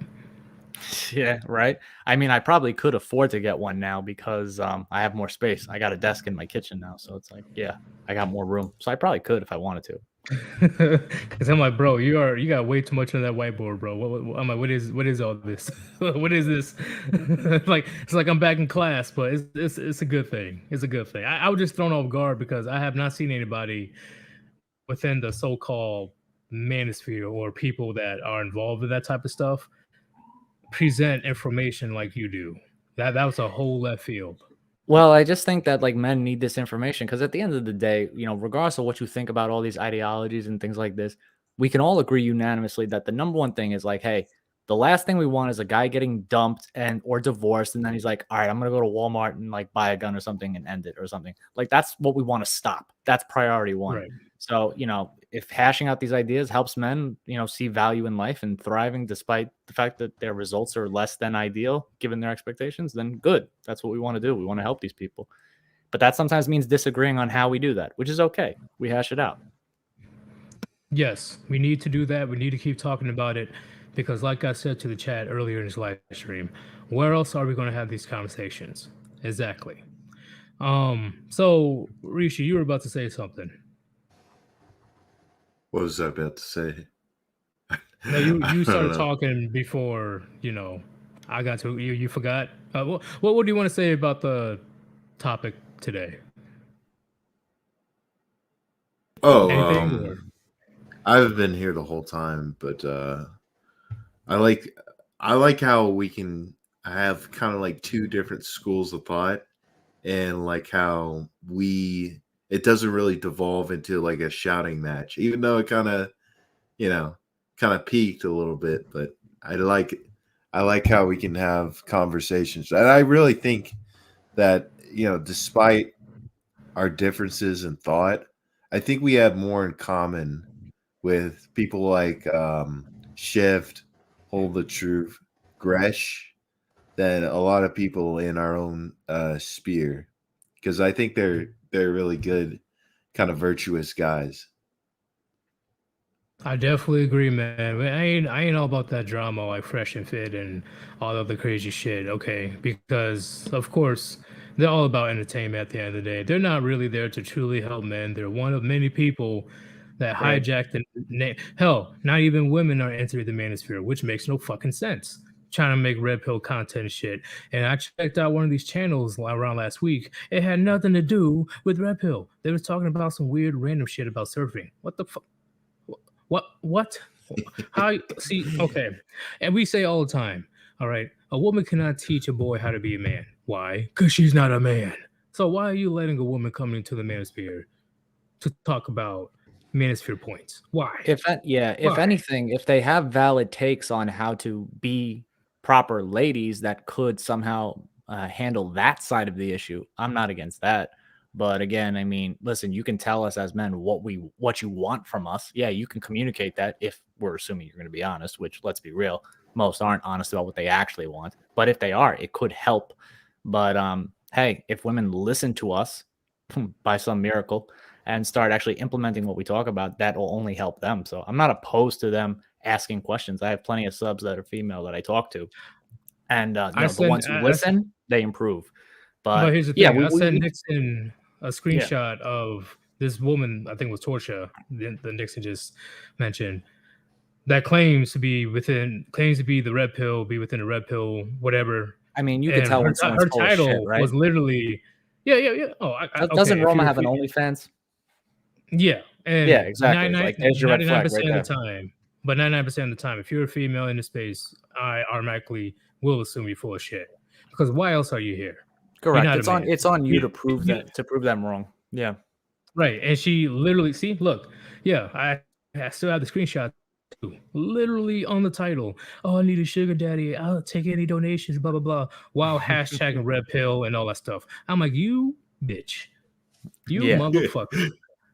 Yeah. At the end of the day, though, I'm pro just improving everyone. Like if we can help men see value beyond box and realize no, there's more to life than I can still live a good life. I don't have to end it just because some chick didn't want me. You know what I mean? Like, because unfortunately there are a lot of guys where like they don't handle rejection well, and it does cripple them that bad. And it's like, instead of just like dismissing them, we got to pull them out. There's a lot of people we miss because of that. They listen to Roma Army and all these female quote unquote red pill trying to help men out solely because of titties. That's it. It's a play on hope. I'm not going to think too hard on it. Do they really listen, or do they just watch her on mute? Yeah, that's what I'm saying. Like they're not there. Where are your hands, guy? They're Hey, not where there are to those listen to hands you. going? Wait, hold up. They're not there to listen to you. All right, it's just straight up titties. That's it. That's it. There's no looking deep into it. Nothing. Just titties. Let's keep it real. All right. Oh, you're watching Roma Army? How about you show us your hands? Cam up and show us where your hands are going. Name me one female channel that's about men and the helping men out with our current situations that has nothing to do with completely exposing her tatas or almost exposing her tatas or has the OnlyFans or has a shit ton of paywalls and donations right next to the like. I have not seen one female channel, not one. That's I mean, they're out there, but I mean, if that last one, the getting monetized on YouTube and taking super chats and stuff like that, I mean, yeah, you're going to be hard pressed to find a chick that's in this, and it's like it's not about money. Hell, I would say for a lot of dudes, like it's hard to find a channel that's like not their aim isn't to like make money off of it at some point. You know, like it's hard. All right. Like the only reason I don't care for money is because I look at it, it's like, you know, self deletion prevention. That's not something that should go behind a paywall. You can't put a price on that. Making a man go from, oh, I was going to end it to, oh no, there actually is value in life. I'm going to keep going. You can't put a price on that from where I sit. Exactly. I'm only here for the art. So I actually saw that video as you were booting up the live stream. That was sick. Like you can tell you putting the work in. It looks really great. Right. And there's going to be even more upgrades next month. Yeah. Like the art is sick. Oh, it's going to be even more stuff. I'm telling you, it's going to be great. And I'll give you that one, OG. Good Mother. Okay. I'll give you that one. Good Mother. I did not see anything bad from her channel. No donations, no nothing. She's actually talking about current issues between men and women. I'll give you that one. But every other female channel, hell no. But that guy Pete, I do see what he's saying. As long as they're actually speaking on and try to discuss the current dynamics between men and women in society right now. All right, cool. But every other woman on here, they're not even trying to hide it. They're straight up grifters. There are women though that they're seeing the same shit we're seeing, and they're like, something is fucked up. There are women out there that are seeing that. Unfortunately, I don't think they're the majority, but it's our job to change that, and also their job to convince us that they're on our side by proving it. Exactly. Do 100 push-ups. Never mind. Gray, do you have anything to say about the topic today to the Warband? From a lot of this discussion, a lot of the separation seems to be like the Blackpill tried to distance itself from the Red Pill, which became infested with PUAs, but then ended up needing to separate itself again from its own stigma of do nothing but complain nihilists. So, and it's kind of come to the point where I don't see a huge amount of difference between the Black Pill as it was presented today and the Red Pill. Simply the perceptions of the other one are preventing the labels being identical. Yeah, I view the factions like MGTOW, PUA, and all that. I view that as you've already accepted the information. What are you going to do about it? And this is their solution to the problem. That's how I look at nihilism. That's their solution. It's over. Really? That's it? That's what you think about this information. There's so much more you can do with just the information. And I think Red Pill and Black Pill, they agree a lot, especially when talking about female nature. They really do agree on a lot more than they disagree on. They just disagree primarily on, okay, well, in the laws of attraction, what matters most? That's what they disagree on at the core. But then it's like, okay, here's the information. What are you going to do about it? That's where people really disagree. And that's where you see all these factions you're talking about. And also what the consequences for the actions will be as well. Some people don't think that far. They just say, this is what I want to do. And, they just do it. And then they get pissed when they don't get the results they want. Well, I'm talking more like today. I noticed quite a few disagreements on what the assumed outcome of various actions would be. Yeah, you don't know till you do it. That's the bottom line. That's true. So, but at the same time, But you men only learn have to do from it once. definitely some value there, but there were a couple times when I was like, I'd like to get a word in edgewise, but it's just kind of there's no gaps in the conversation to speak.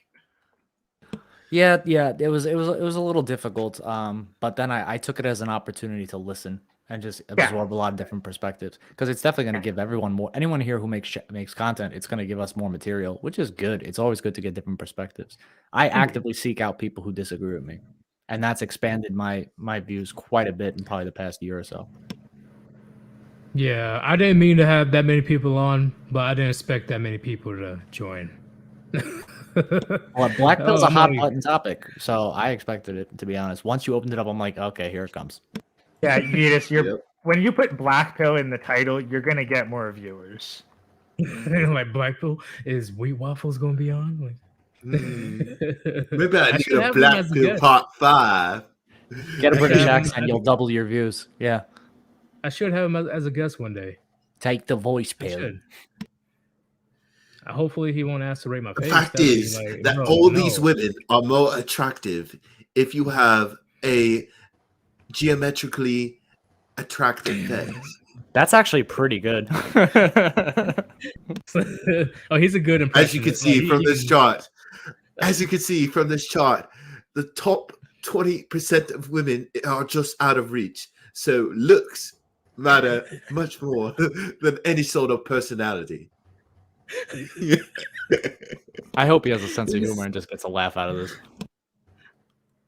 I still think it's weird at the end of the day to judge a dude's face like That's- that. Yeah, I still think it's weird. I mean, honestly, It's I not good. actually had Wheat Waffles do it. I did it for shits and gigs, because like when he was first starting out, that's when I got a rating, and it was just whatever. I did a video on it, and I'll be honest with you, like he had some good recommendations and some other stuff, but for the most part, I just kept gathering data long after I had him look at it. But you just get as many opinions as possible. But I do it for me, because it's like there's things that I'm insecure about, and it's like, okay, I want to change that, I want to fix that. What could I do to improve? And that's like one of the things I talked about at the beginning, like with the hair loss thing. It's like, yeah, everyone's got their thing they don't like. And it's like, okay, well, what can I do about it realistically? And then just go and do it, fix it. So pretty For much you. symmetry maxing. Is that what you're saying? I mean, no, there's a difference between soft looks maxing and hard looks maxing. Those are two separate things. Soft looks maxing is like, get a haircut, brush your teeth, try not to smell like a pile of dog shit. Hard looks maxing is like, all right, pal, like we need to take you to a surgeon. But again, like I said, that's a minority. Like most guys are not in that boat. They're really not. There's just a lot of guys, they're average looking. They think they're ugly because, again, they take the information too personally to heart. And like those are the people that like we have to talk to and be like, look, man, they need shift to talk to them. That's what they need. Well, and then we got to remember the Cupid stats. As you can tell, you have a negative can-tell tip, so you are ugly, and you are going to have to accept that.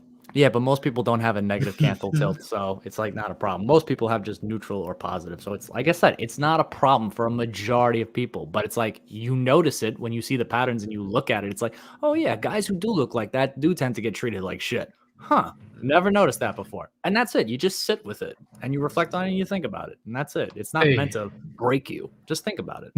Which part twos? Because I probably forgot. You're gonna have to remind me. I usually forget. So, because I didn't finish a thought or an idea, and then I just like, oh look, I got something new to talk about. I just forget. So that's on me. What you should do, Yeetus, you should get Shift on, and you should get TFM on, because both of those guys are TFM. That would be. I'm not trying to get banned. Well, I mean, they're both really into economics, right? So I think they would have a very interesting conversation. If you wanted to do like an economic type podcast, I think those two would be excellent to bring together. I don't want the first 10 seconds to be like George Soros, the Rothschilds, the central banks, and get Sue's attention immediately. Like, what are they talking about? You get Shift and TFM on, then go make dinner, cook dinner, eat dinner, and come back, and they'll still be going. No, my channel will be gone by then. Nah, we'll be just completely it'll be okay. Fort Knox. It's gotta happen. It's gotta happen. Okay. It's gotta happen. I'll make it happen. It'll happen soon. What day is it today? Expect it to happen in a couple weeks. I'll get TFM. All right, happy now, Jesus. But hey, be an interesting stream. Okay, Rishi. Jeez. Okay. Okay. Are you about to end it? Thank you everybody for donating. No, not at all. No, I Oh. just don't want my channel to be banned. I got you. I was saying this stream. I don't mind. I don't mind TFM being based. Don't get me wrong. I love it, but he gets too based, way too based for this platform. If I created a MGTOW TV, or if he joins us on Odyssey, I don't know how to live stream Odyssey. Then he can do whatever he wants. Then I wouldn't care. So, but we'll make it happen. Don't worry. I'll bring TFM back. Don't worry. But everybody else, everybody in the Warband, okay, thank you very much for joining this live stream. This was a very important topic, even though I missed like 15 minutes of it because I had to go get some drinks. We need to be more informed and be willing to talk about and exchange ideas. Gentlemen, we got to get there as much as possible and able to trade off information, because who knows, one day in the future, we're going to have this young man like, oh, what's going on in my life? What's happening? Blah, blah, blah. Oh, what's Blackpill? What's this? What's Red Pill? What's that? One day they may stumble upon my videos and they'll get a plethora of knowledge based on these conversations, okay? Because these conversations are not only for us. It's for the men, young men, or even old men that hasn't realized that they have a choice of not doing anything traditional. They don't have to stay with their controlling, narcissistic, sorry excuse for a wife. They don't have to deal with all the nonsense that society throws at them. There's other options, other philosophies that can be followed. Think about it, gentlemen. But this is Sir Yeetus. Thank you, that guy Pete. It's been a while, but it was worth it. This was an awesome conversation. If there's another Blackpill live stream or anything else you want to talk about, you're always welcome back here, bro. Yep, always a pleasure to be here. And yeah, you know the rule. You want to talk more about this, you can always ask me to come back on whenever you like. And definitely a lot less people. I'll give you that. Oh yeah, for sure. Rishi, well, before you end it, producer Tim and Drexel are having a stream right now. Now, if you can, boys, please go over there and tell them the shrooms have their back, and make sure to be loud and obnoxious when you're doing it. Yes, go over to Big Town Podcast. All right, producer Tim and Drexel, spam as much mushrooms as possible, saying mushrooms are Rishi is a real mushroom and mushroom lives matter. Do all that, everything. This is a raid. Yeah. We're real. Get used to it. We're here. We're real. Get used to it. We're here. We're real. Get used to it. All right. This is Sir Yeetus. I'm glad you guys came over to get a bunch of gems today. And we are out. Peace. Peace. Peace.